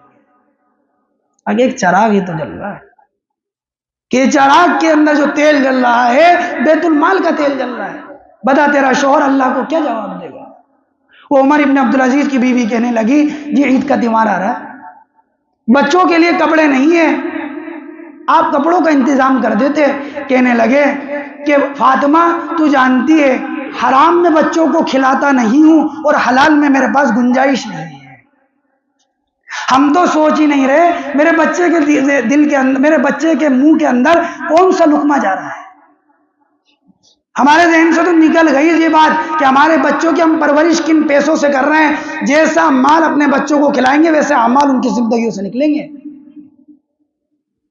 کہنے لگے کہ حلال میں گنجائش نہیں ہے، حرام کھلاتا نہیں ہوں. بیوی نے کہا میرے ذہن میں ایک مشورہ ہے، اگر آپ عمل کریں بیت المال کے خزانچی کو لکھ دیں آپ کہ بیت المال کا خزانچی آپ کو 1 مہینے ایڈوانس تنخواہ دے دے آپ نے خط لکھا کاغذ کے اوپر اور خزانچی سے کہا میں عمر ابن عبدالعزیز 1 مہینے ایڈوانس تنخواہ چاہتا ہوں۔ وہ خزانچی بھی اسی ماحول کا پلا تھا اور وہی ایمان والا ماحول تھا۔ خزانچی نے خط کے پیچھے لکھا امیر المؤمنین سارے خزانے اگر آپ کہیں آپ کے قدموں میں لا کے ڈال دیے جائیں، لیکن امیر المؤمنین ہم نے آپ سے سنا ہے قیامت کا دن قائم ہونا ہے، اللہ کے یہاں حساب و کتاب ہونا ہے۔ امیر المؤمنین اگر آپ نے 1 مہینے ایڈوانس تنخواہ لے لی اور کام نہیں کیا بیت المال کا، اس سے پہلے آپ کا انتقال ہو گیا، امیر المؤمنین بتاؤ اللہ کو کیا جواب دو گے؟ عمر ابن عبدالعزیز رونے لگے، آنکھ سے آنسو آنے لگے اور اپنی بیوی سے کہنے لگے فاطمہ جس حال میں اسی حال میں بچوں کو رہنے دو۔ بچوں نے اسی حال میں عید منائی ہے۔ امیر المؤمنین عمر ابن عبدالعزیز جا رہے ہیں، کپڑے کو اوپر پیون لگے عید کی نماز پڑھانے کے لیے۔ یہی عمر ابن عبدالعزیز ہیں، بیٹھے ہوئے ہیں، ایک باندی آئی، آنے کے بعد ان کی باندی ہے، اس نے سلام کیا، نماز پڑھنے لگ گئی۔ نماز کے بعد تھوڑی دیر بیٹھی، آنکھ لگ گئی اور وہ جب آنکھ لگنے کے بعد اٹھی ہے تو روتی ہوئی آنکھوں سے آنسو بہ رہا ہے، رو رہی ہے۔ عمر ابن عبدالعزیز نے کہا کیا ہوا، تو کیوں رو رہی ہے؟ تو سوئی تھی، تیری آنکھوں سے آنسو کیوں بہ رہے ہیں؟ کہنے لگی میں نے خواب میں جہنم کو دیکھا ہے اور جہنم کی چیخ اور پکار کو سنا ہے۔ امیر المؤمنین کہا تو نے خواب میں کیا دیکھا؟ کہا میں نے جہنم کو دیکھا، جہنم پہ پل صراط کو لایا گیا، جہنم کا بھی تصور ہمارے ذہنوں سے نکل گیا، جس کی مسافت 70 سال کے برابر ہے۔ ایک آدمی کو جہنم میں اوپر سے چھوڑا جائے گا، 70 سال کے بعد نیچے آئے گا۔ وہ جہنم جس کے بارے میں قرآن نے کہا ہے ان شجرۃ الزقوم طعام الاسیم کالمہل یغلی فی البطون، وہاں پر زقوم کا کڑوا درخت ہے، ایک قطرہ دنیا میں ڈال دیا جائے سارے دنیا کے کھانے پینے کے سامان کو خراب کر دے۔ وہ جہنم جس کے بارے میں کہا جہاں آگ کی زنجیریں ہیں، جہاں آگ کے پہاڑ ہیں، وہ جہنم جس کے بارے میں کہا گیا جہاں پر ازدے ہیں، جہاں پر آگ کے لپٹے اور شعلے ہیں، جس جہنم کے بارے میں کہا گیا ایسا ابلتا ہوا کھولتا ہوا پانی ہے، آدمی اوپر سے پیے گا اندر چلا جائے گا، ساری آتے پیشاب اور پخانے کے راستے سے باہر کی طرف آ جائیں گی۔ وہ جہنم جس کا پانی ایسا ہے آدمی کی کھال کو جلسا دے گا، یوم تلفح وجوہہم النار، جس دن لوگوں کے چہرے جلسا دیے جائیں گے۔ وہ جہنم جہاں مال کو آگ کے پترے بنا کر جسم کے اوپر جگہ جگہ لگا دیا جائے گا، اس جہنم کا تصور نکل گیا۔ گناہ کرتے وقت نہ جہنم یاد آتی ہے، نہ جنت کا شوق یاد آتا ہے، نہ اللہ کا خوف یاد آتا ہے، کیونکہ ایمان نکلا ہے دلوں سے، ایمان کی عظمت نکلی ہے، ایمان کے چرچے نکلے، ساری چیز نکل گئی۔ امیر المؤمنین کہنے لگے وہ باندی تو کیوں رو رہی تھی؟ کہنے لگی کہ میں نے خواب میں امیر المؤمنین جہنم کو دیکھا ہے، جہنم کے اوپر پل صراط کو لایا گیا۔ امیر المؤمنین جہنم کے پل صراط کے اوپر عبد الملک بن مروان کو لایا گیا جو بادشاہ وقت تھا اس وقت میں۔ کہا وہ تھوڑی دور چلا پل صراط کے اوپر اور وہ کٹ کر نیچے گر گیا جہنم کے اندر۔ حضرت عمر بن عبدالعزیز رونے لگے، کہنے لگے تو نے کیا دیکھا؟ امیر المؤمنین میں نے دیکھا جہنم پہ پل صراط بچھا ہوا ہے، اس جہنم کے اوپر ولید بن عبد الملک کو لایا گیا اور وہ بھی تھوڑی دور چلا اور جہنم میں گر گیا۔ عمر بن عبدالعزیز زاروں قطار رونے لگے، کہنے لگے تو نے کیا دیکھا؟ کہنے لگی جہنم پہ پل صراط کو بچھایا گیا اور اس کے اوپر سلیمان بن عبد الملک کو لایا گیا، وہ تھوڑی دور چلا امیر المؤمنین وہ بھی جہنم کے اندر گر گیا۔ حضرت عمر بن عبدالعزیز نے کہا اور کیا دیکھا؟ کہنے لگے امیر المؤمنین آپ کو لایا گیا، پل صراط پہ آپ کو لایا گیا۔ بس اتنا کہنا تھا، حضرت عمر ابن عبدالعزیز زاروں قطار رونے لگے، ایک چیخ ماری اور بے ہوش ہو کر گر گئے۔ وہ باندھی ان کے کان میں کہنے لگی اللہ کی قسم امیر المؤمنین میں نے خواب میں دیکھا ہے اللہ نے آپ کو نجات دے دی ہے، میں نے خواب میں دیکھا ہے اللہ نے آپ کو نجات دے دی۔ اور عمر ابن عبدالعزیز اپنی ایڑیوں کو پیر پہ اپنی ایڑیوں کو زمین پر مار رہے ہیں، زاروں قطار ہو رہے ہیں۔ کیا تمہارے ذہنوں میں یہ بات نہیں آتی؟ حضرت عمر رضی اللہ عنہ جا رہے تھے سواری کے اوپر، ایک آدمی اپنے گھر کے اندر تلاوت کر رہا تھا وَالطُّورِ وَكِتَابٍ مَّسْطُورٍ فِي رَقٍّ مَّنشُورٍ وَالْبَيْتِ الْمَعْمُورِ وَالسَّقْفِ الْمَرْفُوعِ وَالْبَحْرِ الْمَسْجُورِ إِنَّ عَذَابَ رَبِّكَ لَوَاقِعٌ، بے شک تیرے رب کا عذاب واقع ہونے والا ہے۔ حضرت عمر کہنے لگے ہاں اللہ کی قسم یہ سچ کہہ رہا ہے، میرے رب کا عذاب واقع ہوگا۔ ایک دیوار کے ٹیک لگایا، زاروں قطار رونے لگے، 1 مہینے تک بیمار رہے، لوگ ان کی طبیعت پوچھنے آتے تھے، کسی کو پتہ نہیں تھا امیر المؤمنین کیوں بیمار ہے۔ کیا تمہارے علم میں نہیں ہے کہ حضرت عمر رضی اللہ عنہ اذا الشمس کورت، قرآن کریم کی آیت پڑھ رہے ہیں، علمت نفس ما احضرت، اس آیت کے اوپر جب پہنچے ہیں امیر المؤمنین، آپ اتنا روئے کہ آپ کی آواز بند ہو گئی۔ فجر کی نماز پڑھا رہے ہیں حضرت عمر رضی اللہ عنہ، انما اشکو بثی وحزنی الی اللہ واعلم من اللہ ما لا تعلمون، اس آیت کے اوپر پہنچے، اتنا روئے کہ پیچھے جو صفوں میں لوگ کھڑے ہیں ان تک آواز پہنچ رہی ہے۔ ایمان بنے گا ایمان کی محنت سے، ایمان بنے گا ایمان کی فکر سے۔ اپنے بچوں کو ایمان سکھائیں، ایمان کے بول سکھائیں۔ ہم بچوں کو نہ ایمان کی محنت سکھاتے ہیں، نہ ایمان کے بول سکھاتے ہیں، نہ دین کی محنت میں لگانے کے لیے تیار ہیں۔ میرے عزیز دوستو، ہمارے بچوں کو، ہمارے مردوں کو، ہماری عورتوں کو، ہماری بچیوں کو نہ تحیات یاد ہے، نہ دعائے قنوت یاد ہے، نہ دعائے معصورہ یاد ہے، نہ غسل کے فرائض یاد ہیں۔ ایک جوان لڑکی نکاح ہوا، نکاح ہونے کے بعد غسل کیا، غسل کرنے کے بعد کہا کہ غسل کس طرح کیا؟ کہا ہم تو ایک عرصے سے آدھا بدن دھو لیتے ہیں، ہم تو اسی کو غسل سمجھتے ہیں۔ بتاؤ تو صحیح، اس کی نمازوں کا کیا ہوگا؟ اس کی تلاوت کا کیا ہوگا؟ اس کے روزوں کا کیا بنا؟ جو آدھے بدن کے غسل کو غسل سمجھ رہی ہے۔ ایک سال سے ہم تو ایسے ہی غسل کر رہے ہیں۔ امت کا رونا، کیا کیا رویا جائے اور کیا کیا کہا جائے اور کیا کیا ذکر کیا جائے۔ وہ شاعر کہتا ہے، یہ دنیا اہل دنیا کو بسی معلوم ہوتی ہے، نظر والوں کو یہ اجڑی ہوئی معلوم ہوتی ہے۔ یہ کس نے کر دیا مجھ کو سب دوستوں سے بیگانہ، کہ دوستی بھی اب دشمنی معلوم ہوتی ہے۔ میں رونا اپنا روتا ہوں تو وہ ہنس ہنس کے سنتے ہیں، انہیں دل کی لگی بھی دل لگی معلوم ہوتی ہے۔ نہیں فکر کریں گے میرے عزیز دوستو، ہاتھ دو بیٹھے۔ ایک وہ آدمی اس رات کے اندر جو اللہ کے ساتھ شرک کرتا ہے، اللہ اس کی مغفرت نہیں کرتے۔ دوسرا وہ آدمی جو شراب کا عادی ہے، جو شراب پیتا ہے، اللہ تبارک و تعالی جب تک وہ توبہ نہیں کرتا، اللہ تعالیٰ اس رات میں اس کی مغفرت نہیں کرتے۔ شراب ام الخبائث ہے، تمام برائیوں کی جڑ ہے۔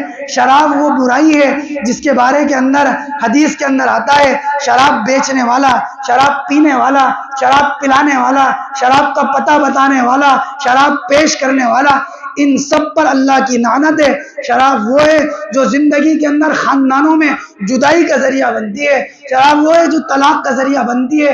ایک ماہر ڈاکٹر نے لکھا تھا، اگر دنیا سے آدھے شراب خانے بند ہو جائیں تو آدھے جیل خانے اور آدھے قید خانے اور آدھے ہاسپٹل اور پاگل خانے بند ہو جائے دنیا کے اندر۔ ایک ماہر ڈاکٹر نے کہا تھا، شراب کی وجہ سے 40 سال کی عمر کا آدمی، اس کے جسم کی بناوٹ ایسی ہو جاتی ہے جیسے 60 سال کی عمر کی ہوتی ہے۔ یہ شراب ام الخبائث ہے۔ اللہ تبارک و تعالی اس رات کے اندر اس کی مغفرت نہیں کرتے۔ جو شراب کو پیتا ہے، ہاں توبہ کر لے تو اللہ اس کی بھی مغفرت کرے۔ تیسرا وہ آدمی جس کے اللہ تبارک و تعالی اس رات میں مغفرت نہیں کرتے، وہ ماں باپ کا نافرمان ہے۔ جو اپنے ماں باپ کا نافرمان ہے، جو اپنے ماں باپ کا دل دکھاتا ہے، جو اپنے ماں باپ کا دل توڑتا ہے، جو اپنے ماں باپ کی آواز پر لبیک نہیں کہتا۔ ماں باپ وہ ہیں دنیا کے اندر اللہ تبارک و تعالیٰ کے بعد، نبی کے بعد اگر کسی کا درجہ ہے تو وہ ماں باپ کا ہے۔ جہاں اللہ قرآن میں اپنا ذکر کرتے ہیں، وَقَضَىٰ رَبُّكَ أَلَّا تَعْبُدُوا إِلَّا إِيَّاهُ، اللہ کی طرف سے یہ فیصلہ ہے اللہ کی عبادت کی جائے، وَبِالْوَالِدَيْنِ إِحْسَانًا، اور ماں باپ کے ساتھ حسن سلوک کیا جائے۔ إِمَّا يَبْلُغَنَّ عِندَكَ الْكِبَرَ أَحَدُهُمَا أَوْ كِلَاهُمَا، اگر ماں باپ دونوں میں سے ایک یا دونوں کے دونوں موجود ہیں، فَلَا تَقُلْ لَهُمَا أُفٍّ وَلَا تَنْهَرْهُمَا، ان کو اف مت کہو، ان کو جھڑکو مت، ان سے نرمی کے ساتھ بات کرو۔ یہ ماں باپ اللہ کی وہ نعمت ہے جس کا کوئی بدل نہیں ہے۔ بھائی چلا جائے دوبارہ ہو سکتا ہے، بہن نہ ہو سکتی ہے، بیوی نہ ہو سکتی ہے، لیکن کسی کی ماں چلی جائے وہ دوبارہ نہیں ہو سکتی، کسی کا باپ چلا جائے وہ دوبارہ نہیں ہو سکتا۔ ساری دنیا کی نعمت اور ساری دنیا کی مال و دولت بھی خرچ کر لے، اپنے ماں باپ کو دوبارہ نہیں پا سکتا۔ ایک ماں کا انتقال ہوتا ہے، اگلے ہی دن سے 10 مائیں گھر میں کھڑی ہو جاتی ہیں۔ ایک باپ کا انتقال ہو جاتا ہے، ایک چاچا کہتا ہے دیکھ تجھے فاتحہ کرنی ہے، اگر نہیں کرے گا تو برادری میں ناک کٹ جائے گی، چاہے تو قرضہ لے کر لے، قرضے میں ڈوب کر مر جا تو، لیکن تجھے کرنا پڑے گی۔ باپ چلا گیا، 10 باپ کھڑے ہو جائیں گے، اس کی نہیں مانی اور اٹھ کے وہاں بھاگے گا، اس کی نہیں مانی اور اٹھ کے بھاگے گا۔ وہ کہے گا دیکھ تجھے قرآن خوانی کرانی ہے، وہ کہے گا تجھے سیم کے چنے پڑھوانے، وہ کہے گا تجھے چیئیں پڑھوانے، اچھا میری بات نہیں مانی، ٹھیک ہے میں ناراض ہو کے جا۔ ایک باپ کے جانے سے یہ حالات گھر گھر کے اندر آئیں گے۔ نہیں قدر کریں گے تو ان حالات کا سامنا کریں گے اور یہ باتیں یاد آ جائیں گی۔ حضور اکرم صلی اللہ علیہ وسلم سے ایک صحابی نے پوچھا سب سے افضل عمل کیا ہے اللہ کے نبی؟ آپ نے فرمایا اپنے وقت کے اوپر نماز پڑھنا۔ پوچھا اللہ کے نبی اس کے بعد کیا ہے؟ آپ نے فرمایا ماں باپ کے ساتھ حسن سلوک کا معاملہ کرنا۔ آپ نے فرمایا تیری ماں کے قدموں کے نیچے جنت۔ آپ علیہ السلام نے فرمایا کہ ماں کے قدموں کے نیچے آپ نے جنت بتائی۔ ایک صحابی نے کہا میں حسن سلوک سب سے زیادہ میرے حسن سلوک کا کون حقدار ہے؟ آپ نے کہا تیری ماں۔ دوبارہ پوچھا، دوبارہ کہا تیری ماں، تیبارہ پوچھا، تیبارہ کہا تیری ماں، چوتھی مرتبہ پوچھا، کہا تیرے والد حسن سلوک کے معاملے میں حقدار ہیں۔ قرآن کے اندر 3 حق ماں کے ایسے ذکر کیے گئے ہیں جن کی تکلیف کے اندر باپ ذرے کے برابر شریک نہیں ہے۔ ماں نے بچے کو 9 مہینے پیٹ کے اندر رکھا، اس کا چلنا دشوار، اس کا بیٹھنا دشوار، سیدھا لیٹنا دشوار، کروٹ پر لیٹنا دشوار، سانس کا لینا دشوار۔ یہ جو 9 مہینے تکالیف کے ماں کے اوپر گزرے، باپ اس کی تکلیف کو ذرے کے برابر محسوس نہیں کر سکتا۔ اس لیے فرمایا تیری ماں کا تجھ پر سب سے زیادہ حق ہے۔ قرآن نے کہا تیری ماں، حدیث میں کہا تیری ماں کا تجھ پر سب سے زیادہ حق ہے۔ قرآن نے دوسرا معاملہ بتایا، جب بچہ دنیا کے اندر آتا ہے جاکنی کا عالم ہوتا ہے، کئی مرتبہ ایسا بھی ہوتا ہے ماں کی زندگی چلی جاتی ہے، بچہ بچ جاتا ہے، تکلیف ہوتی ہے۔ اس تکلیف کے اندر باپ کو ذرے کے برابر ایک تکلیف محسوس نہیں ہوتی۔ بعض کتابوں میں بغیر سند کے ساتھ یہ بات لکھی ہے۔ ایک شخص نے حضور سے کہا تھا کہ جی میری ماں اچھی عورت نہیں ہے۔ آپ نے کہا کیا تیری ماں نے تجھے 9 مہینے پیٹ میں رکھا جب بھی اچھی عورت نہیں تھی؟ کہا کہ جی میں سچ کہتا ہوں میری ماں اچھی عورت نہیں ہے۔ آپ نے کہا تیری ماں نے تجھے پیدا کیا، کیا وہ جب بھی اچھی عورت نہیں تھی؟ کہا میں نے میری ماں کا حق ادا کر دیا، میں نے کندھے پہ بٹھا کر اس کو طواف کرایا، میں نے کندھے پہ بٹھا کر اس کا حج کرایا۔ آپ نے فرمایا کہ تیری ماں نے جب تجھے جنا تھا اور سب سے پہلی جو تکلیف ہوئی تھی تو نے تو اس کا بھی حق ادا نہیں کیا۔ ماں کا تو کیا حق ادا کرنا؟ ماں باپ کی عزتیں نیلام ہو رہی ہیں اولادوں کے ہاتھ، ماں باپ کی عزتیں نیلام ہو رہی ہیں پوتا پوتیوں کے ہاتھ، ماں باپ کی عزتیں نیلام ہو رہی ہیں بیٹیوں کے ہاتھ۔ بیٹی ماں کی سننے کے لیے تیار نہیں ہے، گویا کہ ایسا ہو گیا۔ اللہ کے نبی نے فرمایا تھا قیامت کی علامتوں میں سے یہ ہے ان تلد الامۃ ربتہا، کہ عورت اپنی باندی کو جنے گی۔ علماء نے لکھا ہے کہ اس کا مطلب یہ ہے کہ عورت بچی گویا ایسا حکم چلائے گی اپنی ماں کے اوپر کہ گویا کہ بچی تو ماں ہے اور ماں بچی ہے۔ ماں کی سننے کے لیے تیار نہیں ہے بچی، باپ کی سننے کے لیے بیٹا تیار نہیں ہے۔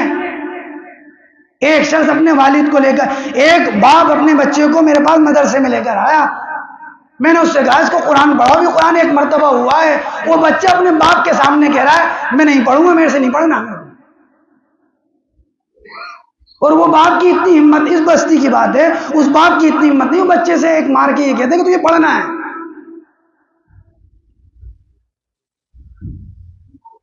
اولاد اپنے باپ کی سننے کے لیے تیار نہیں ہے۔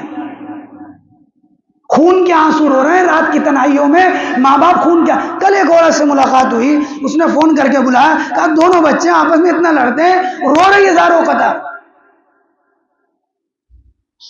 جا کر بیٹھو تو صحیح، ماں باپ کی سنو تو صحیح، کہ صبح سے کام پہ جا رہے ہیں، شام کو کام پہ سے آ رہے ہیں، تمہارے ماں باپ تمہاری بیوی سے زیادہ تمہارا انتظار کرتے ہیں۔ ایک نگاہ دیکھنے کے لیے ترس جاؤ گے، جس دن چلے گئے کانوں میں آوازیں گونجیں گی، کمرے میں شکلیں نظر آئیں گی، دکھیں گے نہیں تمہارے، دکھیں گے نہیں، مجھے ہمیں کسی کو نظر نہیں آئیں گی، آوازیں نظر آئیں گی، ایسا لگ رہا امی نے آواز دی ہے، ایسا لگ رہا ابا نے آواز دی ہے. سر پکڑ کے روتے رہنا، پیرے گھٹنوں میں گھٹنوں کے اندر سر کو ڈال کے روتے رہنا، لیکن وہ نظر نہیں آئیں گے. قدر کے زمانے کے اندر تم نے ناقدری کر دی، قدر کے زمانے میں میں نے ناقدری کر دی، پھر وہ زمانہ چلا گیا، رونے کا زمانہ. کتنے باپ کتنی ماں ایسی ہیں جن کی یہ تمنا ہوتی ہے ہمارا بیٹا بیوی کو 1 گھنٹہ دے رہا ہے، 5 منٹ میرے پاس بھی تو بیٹھے. کیا ہو گیا اگر یہ ہم اپنی ماں کے کیا ہو جائے اگر ہم اپنی ماں کے تھوڑا دیر سر داب دیں، تھوڑی دیر پیر داب دیں، ہماری عزتیں گڑ جاتی ہے، ہماری ناک گڑ جاتی ہے. اس کے پیر کے ہاتھ لگاتے ہوئے شرم آ رہی ہے آج. کل جب وہ ہمارے پیشاب پخانہ ہمارا گیلا سوکھا کر رہی تھی اس کو نہیں آ رہی تھی شرم. رات کی تنہائیوں میں ہم رو رہے تھے، وہ اٹھ کر ہمیں دودھ پلا رہی تھی، اس کو نہیں آئی شرم. ہمیں شرم آ رہی ہے اس کے کپڑے تبدیل کروانے میں، باپ کے ماں کے کپڑے تبدیل کرانے میں بیٹی کو شرم آ رہی ہے، بدبو آ رہی ہے اس کو. اس کے پیر دابنے کے اندر بدبو آ رہی ہے، اس کو پیر دابنے کے اندر شرم آ رہی ہے. بتاؤ کتنی بیٹی ایسی جو ماں کے پیر دابتی ہیں، کتنے بیٹے ایسے ہیں جو باپ کے پیر دابتے ہیں. یہ جنت ہے، جنت کہاں ہے دنیا کے اندر. باپ کی آرزو ہوتی ہے، ماں کی آرزو ہوتی ہے بچے ہمارے لیے بھی کریں. جیسے میرے بیوی میرے بچوں کی یہ تمنا ہے کہ میرا شوہر میرے والد میرے عید پر کپڑے بنائیں یا آڑے دن میں کپڑے بنائیں، ماں تم سے کہے گی نہیں، خدا کی قسم اس کے دل کی بھی تمنا ہوتی ہے کہ تم اس کے کپڑے بناؤ.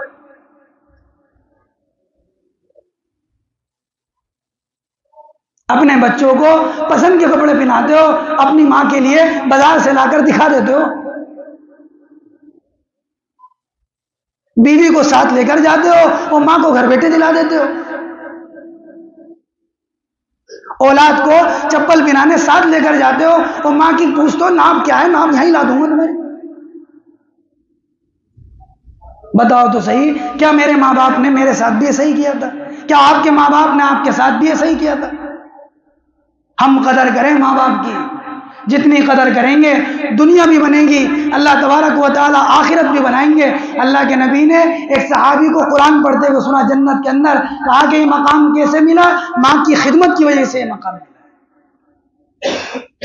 اگر کسی کے ماں باپ دنیا میں نہیں ہیں، چلے گئے، ناقدری کیے، تو ان کے لیے دعا کریں مغفرت کی، ان کے لیے اصال و ثواب کریں، ان کے لیے صدقہ کریں، اللہ تعالیٰ اس اولاد کو فرما برداروں میں لکھ دیں گے.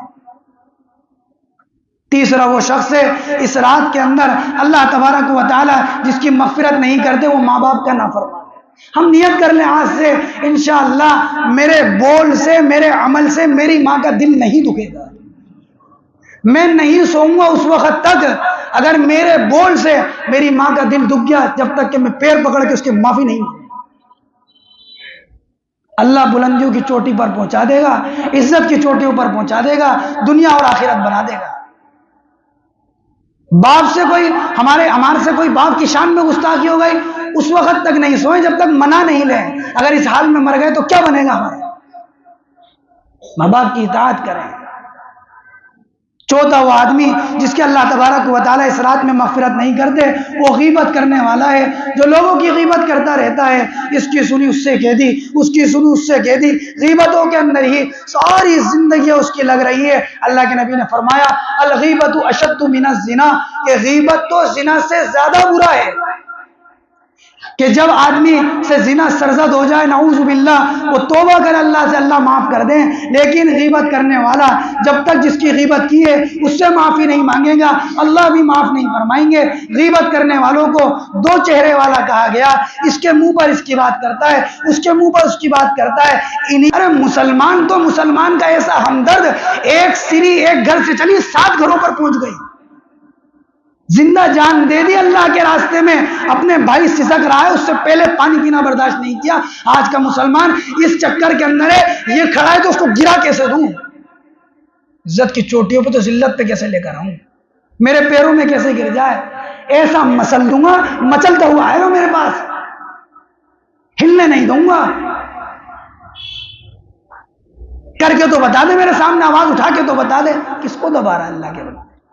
کس سے بات کر رہا ہے اللہ کے بندے؟ یہ تیرا مسلمان بھائی ہے، تو اور یہ خون ہے. ایک مسلمان دوسرا مسلمان آپس میں خون ہے. یہی وجہ ہے دنیا کے کسی بھی ملک کے کسی بھی کونے میں اگر ایک مسلمان کو تکلیف پہنچتی ہے، خدا کی قسم تمہارے سینوں کو بھی وہ تکلیف پہنچتی ہے، میرے سینوں کو بھی وہ تکلیف پہنچتی ہے. کیوں پہنچتی ہے وہ تکلیف؟ ایک مسلمان ایک جسم کی طرح ہے. اللہ تبارک و تعالیٰ اس کی مغفرت نہیں کریں گے جو غیبت کرتا ہے اس رات میں. ہاں توبہ کر لے، اللہ تعالیٰ رشتے ناطے توڑنے والے کی مغفرت نہیں کریں گے اس رات کے اندر. جو رشتے ناطے توڑتا ہے معمولی چیز پر رشتے شادی میں مجھے پوچھا نہیں اس لیے رشتے ناطے توڑ دیے، میرے سے کارڈ نہیں بٹوائے اس لیے میرے رشتے ناطے توڑ دیے، دولہا کی گاڑی میں مجھے نہیں بٹھایا اس لیے رشتے ناطے توڑ دیے، نکاح کے وقت میں مجھے نہیں پوچھا اس لیے رشتے ناطے توڑ دیے، بان کے اندر میرے دعوت نہیں دی تھی اس لیے رشتے ناطے توڑ دیے، سگائی کے اندر میرے ہاتھ سے صافہ نہیں رکھوایا اس لیے رشتے ناطے توڑ دیے. ارے بیوقوف انسان، یہ رشتے ناطے توڑنے کی بنیادیں ہیں. ان بنیادوں پہ رشتے ناطے توڑے جاتے ہیں. اور شادیوں کو تو عالم کیا، اللہ اکبر کبیرہ، کیا کہنا. کیا ہو گیا مسلمانوں کو؟ جے پور میں بھی ایک شادی ہوئی ہے، 2.5 کروڑ روپے اس شادی کے اندر خرچ ہوئے. 2.5 کروڑ روپے اس شادی کے اندر، لاکھوں روپے خرچ کر رہے ہیں شادی کے نام پہ. ارے اپنے مال کو اتنی محنت سے پسینے سے کمایا ہے، کہاں اڑا رہا ہو اس مال کو؟ کہاں لگا رہا ہو اس مال کو؟ کس کو نیچے دکھانا چاہتے ہو؟ کس سے اونچا ہونا چاہتے ہو؟ تمہارا جتنا قد ہے اس سے زیادہ نہیں اونچے ہو سکتے. دلہن کی انٹری کے نام پہ 50,000 روپے خرچ کیے جا رہے ہیں، دولہا کی انٹری کے نام پہ لاکھوں روپے خرچ کیے جا رہے ہیں. ارے غیروں میں پھر تم میں فرق کیا ہے؟ میرا اکلوتا بچہ ہے، اس کی انٹری کراؤں گا. تیرے اکلوتے بچے کو کلمہ یاد ہے؟ 50,000 روپے کیا کہتے ہیں کہ جب مسجد کے اندر دے دے تو 500 کے نوٹ کو تلاش کرتا رہے گا، 100 کے نوٹ کو تلاش کرتا رہے گا، 50,000 کو بڑی قیمت سمجھے گا. اور جب انٹری کرانے جائے گا 50,000 کا بھی ہوگا تو کروا دے گا وہ انٹری. پتہ نہیں کیا نئی چیز چلی ہے. گانا چل رہا، عظیم الشان شہنشاہ آ رہے ہیں. یہ بدبخت انسان شہنشاہ ہے. نماز تو پڑھی نہیں اس نے فجر کی. اثر ہے. ارے کتنے رونے کی بات ہے، دولہا کو شکرانے کی نماز پڑھا رہے ہیں، عشاء کی فرض پڑھی نہیں. مسجد میں لے کر آ رہے ہیں، دولہا نماز پڑھ لے شکرانے کی. دلہن کے روپٹے پہ پڑھوں، کہاں پڑھوں؟ روپٹے تلاش کر رہا ہے. مسجد میں نفل نماز پڑھوانے کے لیے لا رہے ہو، اس سے پوچھ تو لو اللہ کے بندے تو نے عشاء کی فرض پڑھ لی کیا؟ نماز جنازہ ہو رہی ہے، اندر جا کے دیکھو کتنے آدمی ہیں. اجی 5 آدمی ہیں. ابھی تو اس کو نماز جنازہ پڑھوا رہا ہے، اس نے آج فجر ہی نہیں پڑھی. اس کو انتظار کروا رہے ہیں، 2 آدمی ہے، 1 آدمی ہے، 3 آدمی ہے، امام صاحب پاگل کی طرح کھڑے ہیں. روک کے پوچھ لینا، میں آپ کو ایسے ہی نہیں کہہ رہا کہ فجر پڑھی تھی کیا، بتا دے گا نہیں پڑھی تھی فجر. اور بہت سے پوچھ لینا، وہ تو کہیں گے ہم تو ناپاک ہیں، چھیٹے لگ گئے تھے، نماز ہی نہیں پڑھ سکتے ہم تو. مسلمان ناپاک رہتا ہے. المؤمن لا ينجس، مسلمان ناپاک نہیں رہتا، مسلمان پاک رہتا ہے. شادی بیاہوں میں ڈیگ بجا رہے ہیں ہم، شرم نہیں آ رہی ہے، اور امام صاحب کی اور دعوت دے رہے ہیں اس کے اندر. یاد رکھو اس بات کو، غور سے سن لینا. 10 سال ہو گئے، آج تک کسی ایسی شادی میں نہیں شریک ہوا میں الحمدللہ کہ میرے علم میں یہ بات ہو کہ یہاں ناچ گانا ہوا تھا، یا ڈیگ بجے تھے، یا شہنائیاں بجی تھی، یا سنگیت بجا تھا. میں اس میں آج تک نہیں شریک ہوا، اور انشاءاللہ جب تک میری استطاعت نہیں شریک ہوں گا. ناراض ہوتے کل ہوتے تو آج ہو جانا، مجھے مت دعوت دیا کرو ان شادیوں کی. آپ مجھے کوئی دعوت نہیں دیں ان شادیوں کی، مجھے کوئی ضرورت نہیں آپ کی ان دعوتوں کی. آپ کے کھانے آپ کو مبارک. جن کو مجھے شادی میں بلانا ہوتا ہے وہ سادہ کام کرتے ہیں، وہ لوگ بھی موجود ہیں. ڈیگ بجا رہے ہیں، ناچ گانا ہو رہا ہے شادیوں کے نام پر، رات کالی کر رہے ہیں. مریض تڑپ رہا ہے پڑوسی ہمارا، بچے کو نیند نہیں آ رہی، ہم ڈیگ بجا رہے ہیں، تکلیف دے رہے ہیں. آس پاس دیکھا کریں کتنے بزرگ ہیں، عورتوں کو بلا کر نچوا رہے ہیں، ان کے اوپر پیسے لٹا رہے ہیں. مسجد کا غلہ سامنے سے جا رہا ہے تو 10 روپے ڈال رہے ہیں، اور عورت کے اوپر 100 روپے لٹا رہے ہیں. ایک شادی ہوئی جے پور کے اندر، ایک رات میں 3 لاکھ روپے لٹا دیے. جب امت اپنے مال کو صحیح جگہ نہیں لگائے گی، انہی راستوں پر لگیں گے، انہی راستوں پر لگیں گے. بर्थڈے کے کھانے پہ لگیں گے، میت کے کھانے پر لگیں گے، اور دیگر کچھ۔ بर्थڈے کتنی عام ہو گئی، گھر گھر کے اندر آپ دیکھو، کوئی شادی ہو گئی، شادی کی بर्थڈے بن گئی اور کچھ نہیں تو بولو بڑھاپے میں بर्थڈے منا رہے ہیں، چھوٹا بچہ ہے، بچہ پیدا ہو اس کی بर्थڈے منا رہے ہیں، کیک کاٹ رہے ہیں، اس کے چہروں پر لگا رہے ہیں کیک کو۔ ارے مسلمان، تیرے یہ کام نہیں تھے، کن کاموں کے اندر پڑ گیا تو؟ غیرت مر گئی تیری۔ یہ مسلمانوں کے کام نہیں تھے کہ ہم یہ کام کریں، اپنے مال کو اسی جگہوں پر خرچ کریں، لیکن ہم نے اپنے مال کو صحیح جگہ نہیں لگایا۔ حضرت عثمان رضی اللہ عنہ کے زمانے، اللہ کے نبی کے زمانے میں، اللہ کے نبی علیہ الصلوۃ والسلام نے کہا ایک جماعت اللہ کے راستے میں جا رہی ہے، کون اس کی مدد کرے گا؟ حضرت عثمان کھڑے ہوئے، کہا 100 گھوڑے اللہ کے راستے میں دوں گا۔ کہا اللہ کے راستے میں ایک جماعت جا رہی ہے، کون مدد کرے گا؟ حضرت عثمان کھڑے ہوئے، کہا 200 گھوڑے اللہ کے راستے میں دوں گا۔ اللہ کے نبی نے کہا ایک جماعت اللہ کے راستے میں جا رہی ہے، کون اس کی مدد کرے گا؟ حضرت عثمان نے کہا 300 گھوڑے اللہ کے راستے کے اندر میں دوں گا۔ تقریباً 950 گھوڑے، ماں ساز و سامان حضرت عثمان رضی اللہ عنہ نے دیے۔ 50,000 درہم اللہ کے نبی کے ہاتھ میں لا کر دیے۔ اللہ کے نبی نے درہموں کو لیا، یوں پلٹتے تھے اور اللہ کے نبی فرماتے تھے عثمان اگر تو آج کے بعد کوئی عمل نہیں کرے تو بھی تجھے کوئی حرج نہیں۔ یہاں لگنا تھا امت کا مال، ان دین کی جگہوں پر، دین کے کاموں پر، مساجد پر لگنا تھا، مکاتب پر لگنا تھا، مدارس پر لگنا تھا، علماؤں پر لگنا تھا، حفاظ کے اوپر لگنا تھا۔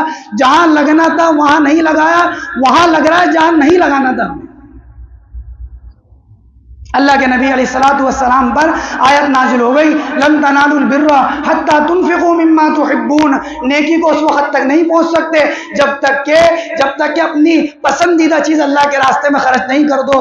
حضرت ابو طلحہ انصاری رضی اللہ عنہ کا باغ ہے قیمتی، کیونکہ اللہ کے نبی سب سے زیادہ یہ پسند ہے کہ اللہ کے راستے کے اندر قیمتی چیز دو، دین کے لیے، دین کی محنت کے لیے بھی قیمتی چیزیں دو اللہ کے راستے کے اندر، دین کے کاموں کے لیے بڑی قیمتیں خرچ کرو اللہ کے راستے کے اندر۔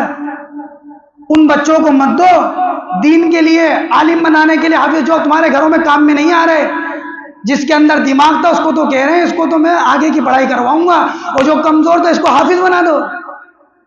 ارے یہ حافظ تو برکتیں لے کر آئے گا، یہ حافظ تو تمہاری مغفرت کروائے گا۔ جن ڈگریوں کو تم بچوں کو دلا رہے ہو ان کے اوپر کوئی کامیابی کے اللہ کے وعدے نہیں ہیں۔ یہ حافظ قیامت کے دن کھڑا ہوگا، جہنمیوں کی صف لگی ہوگی، اللہ یہ اعزاز دیں گے، کہیں گے حافظ قرآن سے کہ تو ایک کام کر، جن پہ 10 پہ انگلیاں رکھ دے گا ان سب کو تیری سفارش پہ جنت کا داخلہ نصیب کر دیا جائے گا۔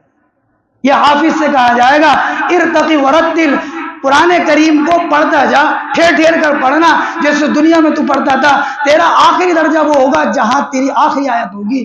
بعض روایتوں میں کہا حافظ قرآن پڑھے گا، اس کے ماں باپ کے درجے کو اللہ بلند کر دیں گے۔ اپنے بچوں کو سب کچھ بناؤ۔ آج تو پڑھائی اتنی عام ہو گئی، اتنی تعلیم عام ہو گئی اور اتنی آسان ہو گئی، بچہ 10ویں میں تب بھی حافظ بن سکتا ہے، بچہ 12ویں میں تب بھی حافظ بن سکتا ہے، بچہ کسی بھی کلاس کے اندر ہو وہ 7 کے اندر حافظ بھی بن سکتا ہے، اسکول بھی جا سکتا ہے، کہیں جانے کی ضرورت نہیں ہے، کسی مدرسے میں داخلے کی ضرورت نہیں ہے۔ آپ کی اس مسجد کے اندر مدرسہ چلتا ہے، آپ اپنے بچے کو مدرسے میں بھی بھیجیں، آپ اپنے بچے کو اسکول میں بھی بھیجیں، آپ کا بچہ اسکول کی بھی تعلیم حاصل کرے گا اور ایک دن آئے گا 3 سال 2.5 سال کے اندر آپ کا بچہ قرآن کریم کا حافظ بھی بنے گا۔ اللہ تعالیٰ اس انسان کی مغفرت نہیں کرتے جو رشتے ناتوں کو توڑتا ہے۔ خاص طور پر میں یہ بات کہنا چاہتا ہوں کہ رشتے ناتوں کو نہیں توڑنا چاہیے۔ اللہ تبارک و تعالیٰ اس کو اپنی رحمت سے توڑ دیتے ہیں جو رشتوں کو توڑتا ہے، جو جوڑتا ہے اللہ اس کو اپنی رحمت سے جوڑ لیتے ہیں۔ اللہ کے نبی علیہ الصلوۃ والسلام نے ایک مرتبہ کہا ہماری مجلس میں سے وہ آدمی چلا جائے جو رشتے ناتوں کو توڑتا ہے۔ ایک شخص اٹھا اپنی خالہ کے پاس گیا اور معافی مانگی خالہ سے، پھر آ کر بیٹھا۔ اللہ کے نبی نے فرمایا اللہ اس مجلس پر رحمت نازل نہیں فرماتے جس میں رشتے ناتے توڑنے والے۔ عبداللہ ابن مسعود نے کہا اگر ہماری مجلس میں کوئی ایسا ہے جو رشتوں کو توڑتا ہے وہ چلا جائے، کیونکہ ہم اللہ سے دعا کریں گے، اللہ ان دعاؤں کو قبول نہیں کرتے جن میں رشتے ناتے توڑنے والے۔ شادیوں پہ کم سے کم پیسہ، ڈیگ نہیں بجائیں ہم شادیوں کے اندر، ڈی جے نہیں لگائیں ہم شادیوں کے اندر، شادیوں کے اندر ہم دولہا اور دلہن کی انٹری کے اوپر پیسہ خرچ نہیں کریں، شادیوں کے اندر ہم سگائی اور تاریخ کے اوپر لمبے کھانے نہیں کریں، شادیوں کے اندر ہم بھات کے اندر کمی کریں، بند کریں، نہیں تو کم سے کم کمی تو کریں۔ یہ جتنی بھی خرافات کی چیزیں، یہ پیسہ بچاؤ، یہ پیسہ بچاؤ گے آپ کے اور آپ کی نسلوں کے آخرت کے لیے اور دنیا کے لیے کام آئے گا۔ ایک آدمی ساری زندگی کماتا ہے، ایک بچی کی شادی میں 14 لاکھ 15 لاکھ 20 لاکھ روپے خرچ کر کے پھر زیرو سے کمانا شروع کر دیتا ہے، پھر کماتا ہے، پھر شادی کرتا ہے، ساری زندگی اسی کے اندر چلا جاتا ہے۔ ایک صاحب آتے ہیں، وہ کہنے لگے، ایک بچی ہے، پڑھی لکھی بچی ہے، وہ کہنے لگے کہ میری بچی کی میں نے شادی کری تھی اور مکان بیچ کر شادی کری تھی، اور وہ شادی کرنے کے بعد مکان بھی بک گیا، بچی کی بھی طلاق ہو گئی، بچی بھی گھر پر ہے، کرائے کے مکان میں ہے، شادیوں کو ہلکا کرو۔ اسی نکاح کے اندر برکت ہے جس کے اندر سب سے کم خرچ ہوتا ہے۔ شوق ہے آپ کو پیسے خرچ کرنے کا، تو آپ اس پیسوں کو خرچ کرو، مہر ادا کریں بیوی کا۔ ہم میں سے کتنے ایسے ہیں جنہوں نے اپنی بیویوں کا مہر ادا نہیں کیا، ساری زندگی گزر جاتی ہے، پھر 4 پائی پکڑوا کے عورت کی معافی منگواتے رہتے ہیں۔ انتقال ہو گیا شوہر کا، پکڑ لائے بیوی کو اندر سے، اس کی 4 پائی پکڑ لیں، معاف کر دے اللہ کے لیے، دودھ بخش دے اس کا بیٹے کا، نہ جانے کہاں سے رسم لے آتے ہیں۔ کل ہی 13 تاریخ گزری ہے، روحیں ملا رہے ہیں ایک دوسرے کی۔ ارے اللہ کے بندے، تمہارے بس میں روح ملانا؟ عرفے کا دن ہے، وہ چلے گئے تو ان کی آج روح ملے گی، فلاں کی روح ملے گی، زندگی بھر روح ملاتے رہنا، ایک دن تمہاری بھی روح مل جائے گی ان سے۔ یہ روح ملانے کا وقت ہے، ہم ملائیں گے روح؟ ارے نیک انسان ہے تو اعلیٰ علیین میں ہے، وہاں کون سے فرشتے اس کو چھوڑ رہے ہیں، اور اگر بد ہے تو سجین میں ہے، وہاں سے کون سے فرشتے اس کو چھوڑ رہے ہیں؟ خرافات بدعات میں پیسے خرچ کر رہا ہے، شادیوں کو اپنا آسان بنائے، نکاحوں کو آسان بنائے، موت میت کو آسان بنائے۔ آج تو مرنا بھی انسان کا بھاری ہو گیا، یہاں مرا خرچے شروع ہو گئے آدمی کے۔ ابھی انتقال ہوا تھا تو اس سے پہلے سیم کی فکر، سیم نمٹے نہیں تھے کہ جمعرات آ گئی 10ویں کی فکر، اور جمعرات نمٹی نہیں تھی کہ 20ویں آ گئی اس کی فکر، اور کہ اب 40واں، وہ تو کر کے مرے گا، اس سے پہلے تو مر ہی نہیں سکتا، کرنا ہی پڑے گا، قرضہ کر تو کہیں سے بھی، نام ہے ہمارا برادری کے اندر، تیرے نام کو بھائی لپیٹ کے رکھ لے، اور اس ناک کو لپیٹ کے رکھ لے۔ یہ بدعات اور خرافات میں امت کا پیسہ مت خرچ کرو۔ میں کیا عرض کروں آپ سے، 40ویں کے نام پر بکرے کا قورمہ اور گلاب جامن ہو رہا ہے، مالداروں کو کھلا رہے، ان کو کھلا کے ثواب پہنچے۔ ارے ثواب کس کو پہنچتا ہے؟ غریب پہ خرچ۔ آپ اپنا صدقہ خود کھا جاتے ہو کیا؟ اپنی زکات خود کھا جاتے ہو؟ تو یہ جو کھانا کھلاتے ہیں ثواب کے لیے پہنچاتے ہیں، سب سیٹھ جی آ رہے ہیں پینٹ جیب میں ہاتھ ڈال کر، ان کو کھلا رہے ہو تم مالداروں کو، ثواب ملے گا؟ 1 ذرے کے برابر ثواب نہیں ملے گا۔ پیچھے آؤ ان چیزوں سے، چھوڑو ان چیزوں کو، ترک کرو ان چیزوں کو، پیسہ خرچ کرو، مسلم یونیورسٹیاں بناؤ، پیسہ خرچ کرو، اسپتال بناؤ، پیسہ خرچ کرو، اپنے بچوں کو ڈاکٹر بناؤ، پیسہ خرچ کرو، اپنے بچوں کو وکیل بناؤ، پیسہ خرچ کرو، اپنے بچوں کو انجینئر بناؤ، اپنے بچوں کو جج بناؤ، اپنے بچوں کو مختلف قسم کی دنیا کے فنون سکھاؤ دین کے ساتھ، اس میں خرچ کرو پیسہ۔ اللہ تعالیٰ اس آدمی کی مغفرت نہیں کرتے جو رشتے ناتوں کو توڑتا ہے، اور ایک شخص وہ ہے جس کے اللہ مغفرت نہیں کرتے، جو زنا کرتا ہے۔ زانی جس وقت زنا کرتا ہے اس کے دل سے ایمان نکل جاتا ہے۔ حدیث میں آتا ہے اللہ کے نبی معراج کے اوپر گئے، آپ نے دیکھا بہت سے لوگ تندور کے اندر لٹکے ہیں، نیچے سے آگ جل رہی ہے، پوچھا اللہ کے نبی نے کون ہے؟ یہاں کہا کہ دنیا کے اندر زنا کرنے والے مرد اور زنا کرنے والی عورتیں۔ زنا آنکھوں کا بھی ہوتا ہے، زنا کانوں کا بھی ہوتا ہے، زنا ہاتھوں کا بھی ہوتا ہے، زنا سوچ کا بھی ہوتا ہے۔ غلط سوچ کا زنا ہے، غلط دیکھنا آنکھوں کا زنا ہے، غلط چلنا پیروں کا زنا ہے، غلط پکڑنا ہاتھوں کا زنا ہے۔ موبائل کے ذریعے زندگی تباہ ہو رہی ہے نسلوں کی، بچوں کی، نوجوانوں کی۔ تنہائیوں میں آپ اپنے بچوں کو کیوں چھوڑ دیتے ہیں؟ کیوں ان کے موبائل نہیں چیک کرتے؟ آپ کیوں ڈر رہے ہیں ان سے؟ نسلیں تباہ کر رہے ہیں۔ کئی باتیں جو ایسی ہیں میں کہہ نہیں سکتا آپ کے سامنے کیسے نسلیں تباہ ہو رہی ہیں۔ اپنی نسلوں کی حفاظت کریں، بچے نشوں کے اندر نہیں۔ پیچھے یہاں جو کسائی ہے، چھوٹے چھوٹے بچے جا کے بیڑی سگریٹ پی رہے ہیں، آج بیڑی پی رہا ہے، کل چلم پیئیں گے۔ بستی کے بچے کل گانجے اور افیم پئیں گے، تمہیں ہوش ہی نہیں ہے ہمارے بچے کہاں جا رہے ہیں، پیچھے والا آ کے بتا رہے ہیں کہ جی بچے یہ کر رہے ہیں۔ نگرانی کرو اپنے بچوں کی، حفاظت کریں اپنے بچوں کی۔ زنا کرنے والا شخص اور زنا کرنے والی عورت، اللہ تبارک دوستی ہو رہی ہے موبائلوں کے اوپر، میسج کیے جا رہے ہیں، عیاشی ہو رہی ہے فحاشیاں موبائل کے اوپر۔ نماز ہوئی نہیں کہ موبائل میں میسج ایسے چیک کر رہا ہے جیسے اس کی قبولیت کا میسج آیا تھا، نماز قبول ہو گئی۔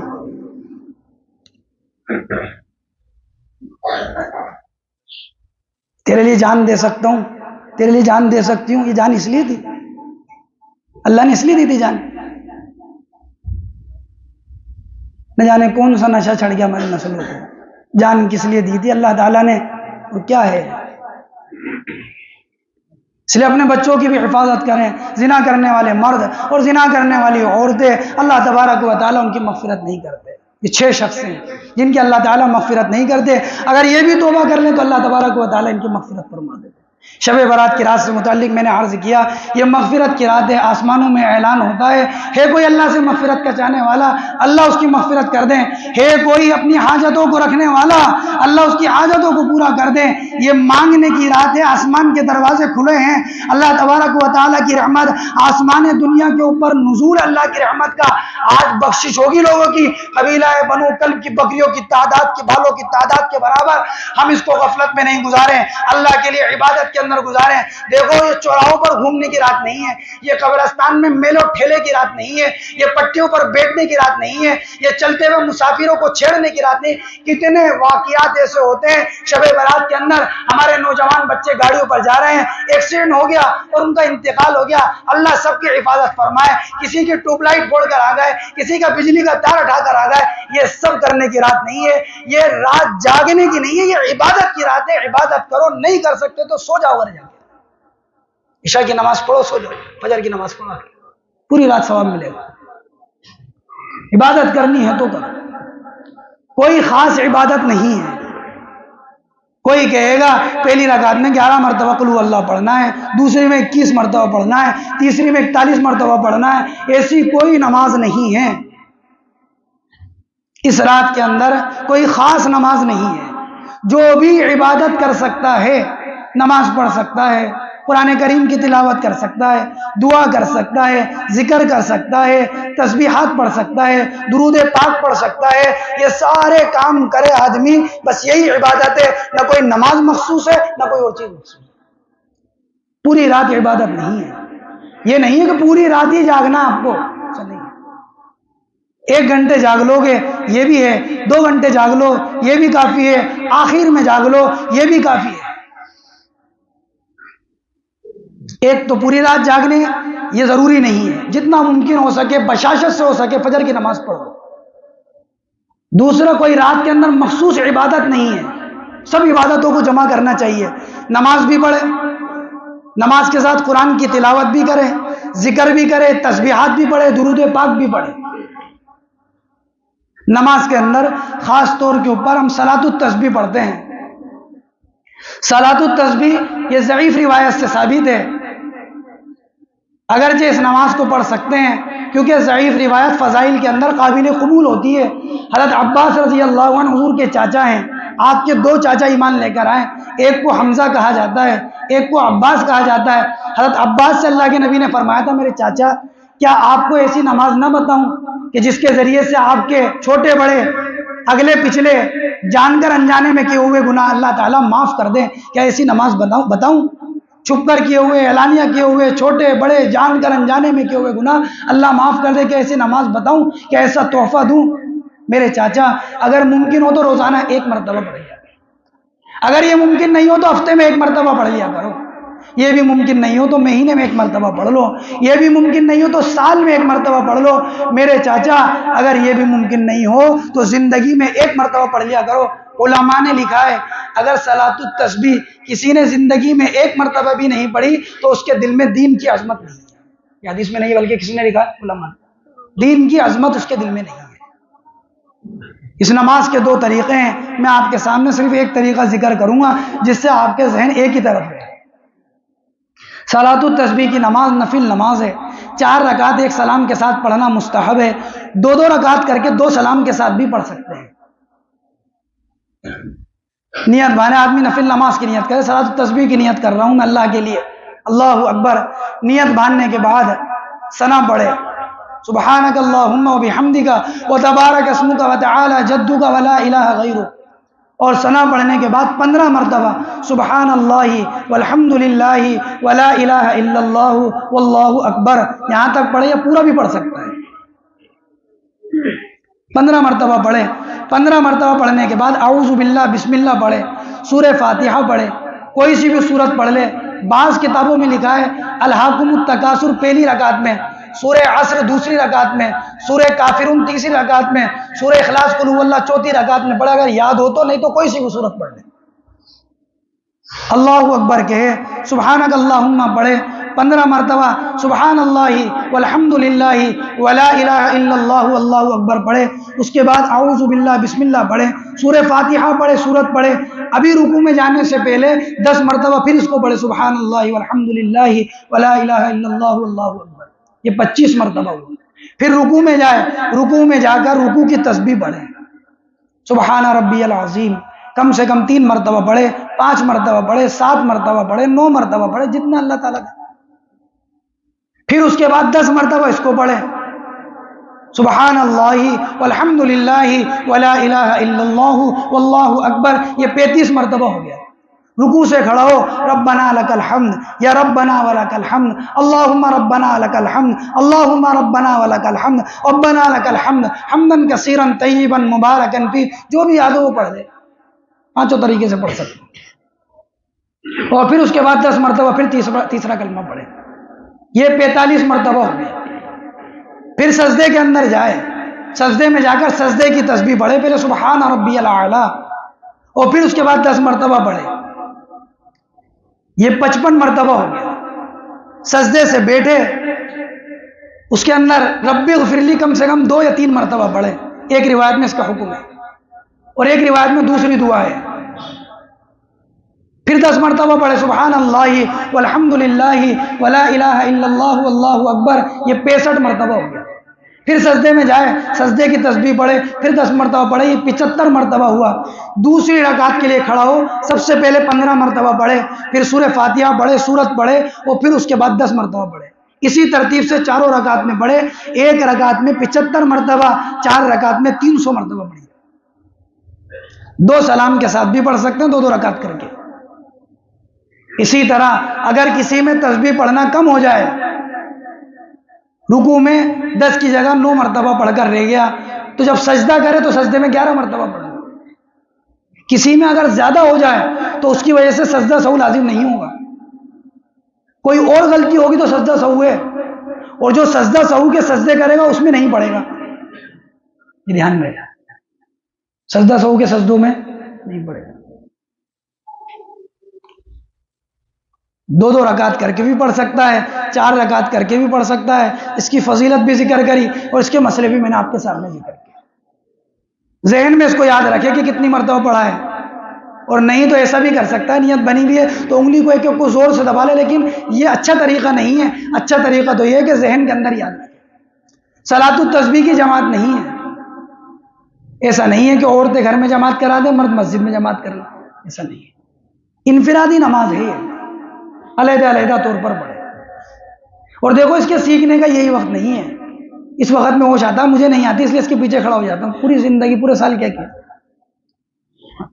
نہیں آتی، کوئی بات نہیں، نہیں پڑھے، تہجد پڑھ لے 2 رکعت کر کے، 8 رکعت پڑھنا زیادہ افضل ہے، ورنہ 12 رکعت تک پڑھ سکتا ہے۔ ایک چیز اس رات کے اندر قبرستان کا مسئلہ ہے۔ حضور اکرم صلی اللہ علیہ وسلم اپنی ساری زندگی کے اندر اس رات کے اندر 1 مرتبہ قبرستان گئے، ساری زندگی میں 1 مرتبہ قبرستان، جو میں نے ذکر کیا اما عائشہ رضی اللہ تعالیٰ عنہ کی روایت ہے۔ تو اس لیے اس رات کے اندر قبرستان میں جانا جائز تو ہے، لیکن واجب اور فرض نہیں۔ دیکھو یہ نہیں سمجھنا چاہیے میرے والد کی قبر ہے، میرے دادا کی قبر ہے تو مجھے جانا ہی ضروری ہے۔ میں یہ نہیں کہہ رہا آپ سے قبرستان نہیں جائے، لیکن یہ ضروری نہیں سمجھے کہ آج ہی جانا ہے۔ آپ جمعے کے دن کہاں تھے؟ اس دن چلے جاتے۔ آپ جمعرات کے دن کہاں تھے؟ اس دن چلے جاتے۔ آپ پیر کے دن کہاں تھے؟ اس دن چلے جاتے۔ اب روز جاؤ نا، کون منع کر رہا ہے؟ لیکن یہ مت سمجھو کہ آج ہی کی رات جانا ہے. ایک گاڑی پہ 3 بیٹے اور باپ جا رہے ہیں لد کر. صبح فجر پڑھتے قبرستان کی طرف رخ ہے سب کا، ساری امت کا، اور پورے سال بھول گئے. قبریں بھی بھول جاتی ہے اولادیں. ہمارے باپ کی قبر کون سی ہے، ماں کی قبر کون سی ہے، دادا کی قبر کون سی ہے. ہم تو اپنے گھروں پر بیٹھے رہتے ہیں، وہ قبرستان میں جو قبر کھودنے والا ہوتا ہے پتہ نہیں کتنے مردے دفن کر دیتا ہے اس کے اندر. میں تو علم بھی نہیں ہوتا ہے. میرے دادا فلاں جگہ پر تھے، گھاٹ گیٹ پہ تھے، تو دادی بھی اب وہیں جائیں گے. ارے بھائی چنگی پہ لے جا، تو ضروری ہے وہیں جا کر ملانا. کم سے کم یہ پاس ہے یا آس پاس میں جو قبر جا تو سکتا ہے آدمی، کم سے کم کچھ پڑھ تو سکتا ہے. ایصال و ثواب کا کوئی خاص طریقہ نہیں ہے. یہاں سے بھی ہو سکتا ہے ایصال و ثواب، آپ کے گھر سے بھی ہو سکتا ہے، قبرستان بھی جا کے ہو سکتا ہے. جو آتا ہے وہ پڑھے. اگر قبرستان جائیں تو جانا جائز ہے، لیکن ضروری نہیں سمجھے. قبرستان جا کے کیا کریں گے آپ؟ قبرستان جا کے آپ مردے کے لیے دعا کریں اللہ سے، قبر سے نہیں، اللہ سے. قبرستان جا کر آپ جو کچھ آتا ہے، قل هو اللہ احد آتی 11 مرتبہ پڑھ لیں. سورہ ملک آتی ہے، سورہ ملک پڑھ لیں. یاسین یاد ہے، 1 مرتبہ یاسین پڑھتے ہیں 10 قرآن کا ثواب ملتا. آپ نے کہا تھا میرا دل چاہتا ہے میرے ہر امتی کے سینے کے اندر سورہ یاسین ہو. سورہ یاسین پڑھیں، جو آتا ہے وہ پڑھ لیں. تو اس لیے ایک مسئلہ ہے قبرستان جانے کا، یہ ضروری نہیں ہے، امر مستحسن ہے اگر جانا چاہیں. ایک مسئلہ ہے دوسرے دن کے روزے کا. 15 تاریخ کا روزہ لوگ عام طور پر معلوم کرتے ہیں بھئی کون سے دن کا روزہ ہے. شبرات کے جو دوسرا دن ہوتا ہے اس کو 15 تاریخ کہتے ہیں. 15 شعبان کا جو روزہ ہے اس کی الگ سے کوئی فضیلت نہیں ہے. ایسا نہیں ہے 1 سال کے گناہ معاف ہوں گے، 2 سال کے گناہ معاف، ایسا نہیں ہے. البتہ ایک روایت میں اس کا ذکر ہے، وہ روایت حضرت علی رضی اللہ عنہ کی روایت ہے، اور ابن ماجہ شریف ایک حدیث کی کتاب ہے، اس کتاب کے اندر یہ روایت ہے. اس روایت کے جو راوی ہیں ان میں ایک راوی ہے، وہ راوی ضعیف ہے، یعنی اس کا حافظہ کمزور تھا. لیکن ایسا بھی نہیں ہے کہ اس کی بات کو من گڑت کہہ دیا جائے. اس لیے علماء نے لکھا ہے اس روایت کی بنا پر کہ اس دن کے اندر روزہ رکھنا مستحب ہے. جو لوگ یہ کہہ رہے ہیں، چاہے وہ یوٹیوب کے اوپر ہوں، چاہے ان کی کلپیں چل رہی ہوں، یا تم ایک دوسرے کو بھیج رہا ہوں وہ کلپ، جو لوگ یہ کہتے ہیں کہ یہ روزہ من گڑت ہے، وہ غلط کہتے ہیں. میں آپ سے کہہ رہا ہوں، ہر مہینے میں حضور صلی اللہ علیہ وسلم 3 روزے رکھتے تھے ایام 20 کے. چاند کی 13، 14، 15 تاریخ کا، تو 15 تاریخ تو ویسے بھی ہے. حضرت عائشہ کی روایت میں اللہ کے نبی علیہ الصلوۃ والسلام شعبان میں کثرت سے روزے رکھا کرتے تھے. تو آپ 15 کا ہی کیوں رکھ رہے ہیں؟ آگے پیچھے بھی خوب روزے رکھیں. اس لیے اس دن کے اندر روزہ رکھ سکتے ہیں، جائز ہے. جو لوگ یہ کہتے ہیں یہ من گڑت ہے، وہ لوگ غلط کہتے ہیں. یہ تو کہہ سکتے ہیں کہ یہ روایت سند کے اعتبار سے کمزور ہے، ضعیف ہے، لیکن یہ نہیں کہہ سکتے کہ روایت من گڑت ہے. اس لیے ایک چیز اس کا دھیان رکھیں کہ اس دن کے اندر روزہ نفل ہے. کوئی رکھتا ہے بہت اچھی بات ہے، نہیں رکھتا ہے تو اس کو تانا نہیں مارے کیا تو نے آج کا بھی روزہ نہیں رکھا، ایسا تانا نہیں مارے. رکھ لے بہت اچھی بات ہے، نہیں رکھے کوئی بات نہیں، نفل روزہ ہے. ان چیزوں کا اہتمام کرنا ہے ہمیں. ہاں، جو بتائے گئے ہیں گناہ ان سے توبہ کرنی ہے، سچی اور پکی توبہ کرنی ہے. اللہ تبارک و تعالیٰ سے رات میں خوب مانگنا ہے، ساری امت کے لیے مانگنا ہے. امت مسلمہ پر زبردست حالات ہیں، ان حالات کے لیے مانگنا ہے. مانگنے والا اللہ کو پسند ہے. ہاں، اتنا مانگیں کہ اللہ سے منوا لیں. ہاں، ساری دنیا کے اندر اگر مسلمانوں کا کوئی ہے ساری کائنات میں تو صرف وہ ایک اللہ کی ذات ہے، صرف ایک اللہ کی ذات، اس کے علاوہ کوئی نہیں ہے. اسی لیے حضور صلی اللہ علیہ وسلم نے اپنے صحابہ کو اللہ سے جوڑا تھا. کیوں کہا اذا استعنت فاستعن باللہ واذا سألت فاسأل اللہ. میرے پیارے بیٹے، جب تو مدد چاہے تو اللہ سے چاہنا، اور جب تو نصرت مانگے تو صرف اللہ سے مانگے. اللہ سے کہیں اپنے مسئلوں کو، امت کے مسئلوں کو اللہ سے کہیں. اللہ تبارک و تعالی ان مسئلوں کو حل کریں گے مصلحت تو ضرور ہو سکتی ہے، لیکن اللہ تبارک و تعالیٰ ظالمین کے ظلم کو اسی طرح چھوڑ دیں، ایسا کبھی بھی نہیں ہو سکتا۔ کیا تمہیں ذہن سے نکل گیا کہ فرعون کو اللہ نے غرق کر دیا تھا، قارون کو اللہ نے زمین کے اندر دبا دیا تھا، شداد کو اللہ تعالیٰ نے ختم کر دیا تھا، ابو جہل کی جہالت کو اللہ نے ختم کر دیا تھا، امیہ بن خلف کے نام و نشان کو اللہ نے مٹا دیا تھا، عتبہ کو مٹا دیا تھا اللہ نے، شیبہ کو مٹا دیا تھا، عقبہ بن ابی معیط کو مٹا دیا تھا اللہ نے۔ یہ سارے وہ تھے جو زمین میں خدائی کا دعویٰ کرتے تھے، یہ سارے وہ تھے جو یوں کہا کرتے تھے ہم سے ہوتا ہے، ہم جس کو چاہیں گے عزت دیں گے، ہم جس کو چاہیں گے ذلیل کر دیں گے، ہماری چلے گی۔ اللہ نے ان کو زمین میں نیست و نابود کر دیا۔ خدا کی قسم، کل کے باطل کو اللہ نے توڑا تھا، آج کا باطل بھی اللہ ہی توڑے گا۔ کل کا باطل بھی انسان تھا، جسم میں خون تھا، گندا تھا، لوتڑا تھا، ناپاک قدرے سے پیدا کیا تھا، آج کا باطل بھی وہی ہے۔ ایمان والے کی نظر تو اللہ کی طرف ہونا چاہیے۔ کیا سوچ سکتے تھے، کیا ذہن میں آ سکتی تھی جہاں 360 موجود تھے وہاں پر ایک اللہ کی وحدانیت کا اعلان ہوگا؟ کیا حضور نے نہیں کہا اللہ اکبر کبیرہ جاء الحق وزهق الباطل ان الباطل كان زهوقا؟ اللہ سب سے بڑے ہیں، حق آ گیا باطل چلا گیا، حق آتا ہے تو باطل جاتا ہے۔ باطل سمندر کے اندر جھاگ کی طرح ہے، دکھتا تو بہت ہے لیکن پھسپھسا ہوتا ہے، بشرطے کہ حق والا حق پر جمع رہے، صبر و استقامت سے کام لیتا رہے۔ کبھی اپنے دل میں حالات سے متاثر ہو کر نا امیدی مت لانا۔ ہمارا آخر دنیا کے اندر موت ہے، پھر تو اللہ ہی کے پاس جانا ہے۔ اللہ بہترین کارساز ہیں، بہترین کام بنانے والے ہیں، بہترین بدلہ لینے والے ہیں، بہترین بدلہ دینے والے ہیں۔ موت اور زندگی تو یہ تو عارضی ہے دنیا کے اندر، آج ہے کل نہیں ہے۔ دنیا کی زندگی ختم ہوئی، حالات ختم دنیا کے، یہاں کا عیش و عشرت ختم، یہاں کی موت میت ختم، یہاں کا شادی بیاہ ختم، یہاں کی بے چینی ختم، یہاں کا سکون ختم، سب ختم موت کے اوپر۔ وہ اصل آخرت، وَلَلْآخِرَةُ خَيْرٌ وَأَبْقَىٰ، آخرت باقی رہنے والی ہے اور آخرت بہتر ہے۔ یہ عمل کریں، اللہ سے مانگیں، میرے لیے بھی مانگیں، آپ کے لیے بھی مانگیں، اپنے گھر والوں کے لیے بھی مانگیں، اپنے اعزاء اقارب کے لیے بھی مانگیں۔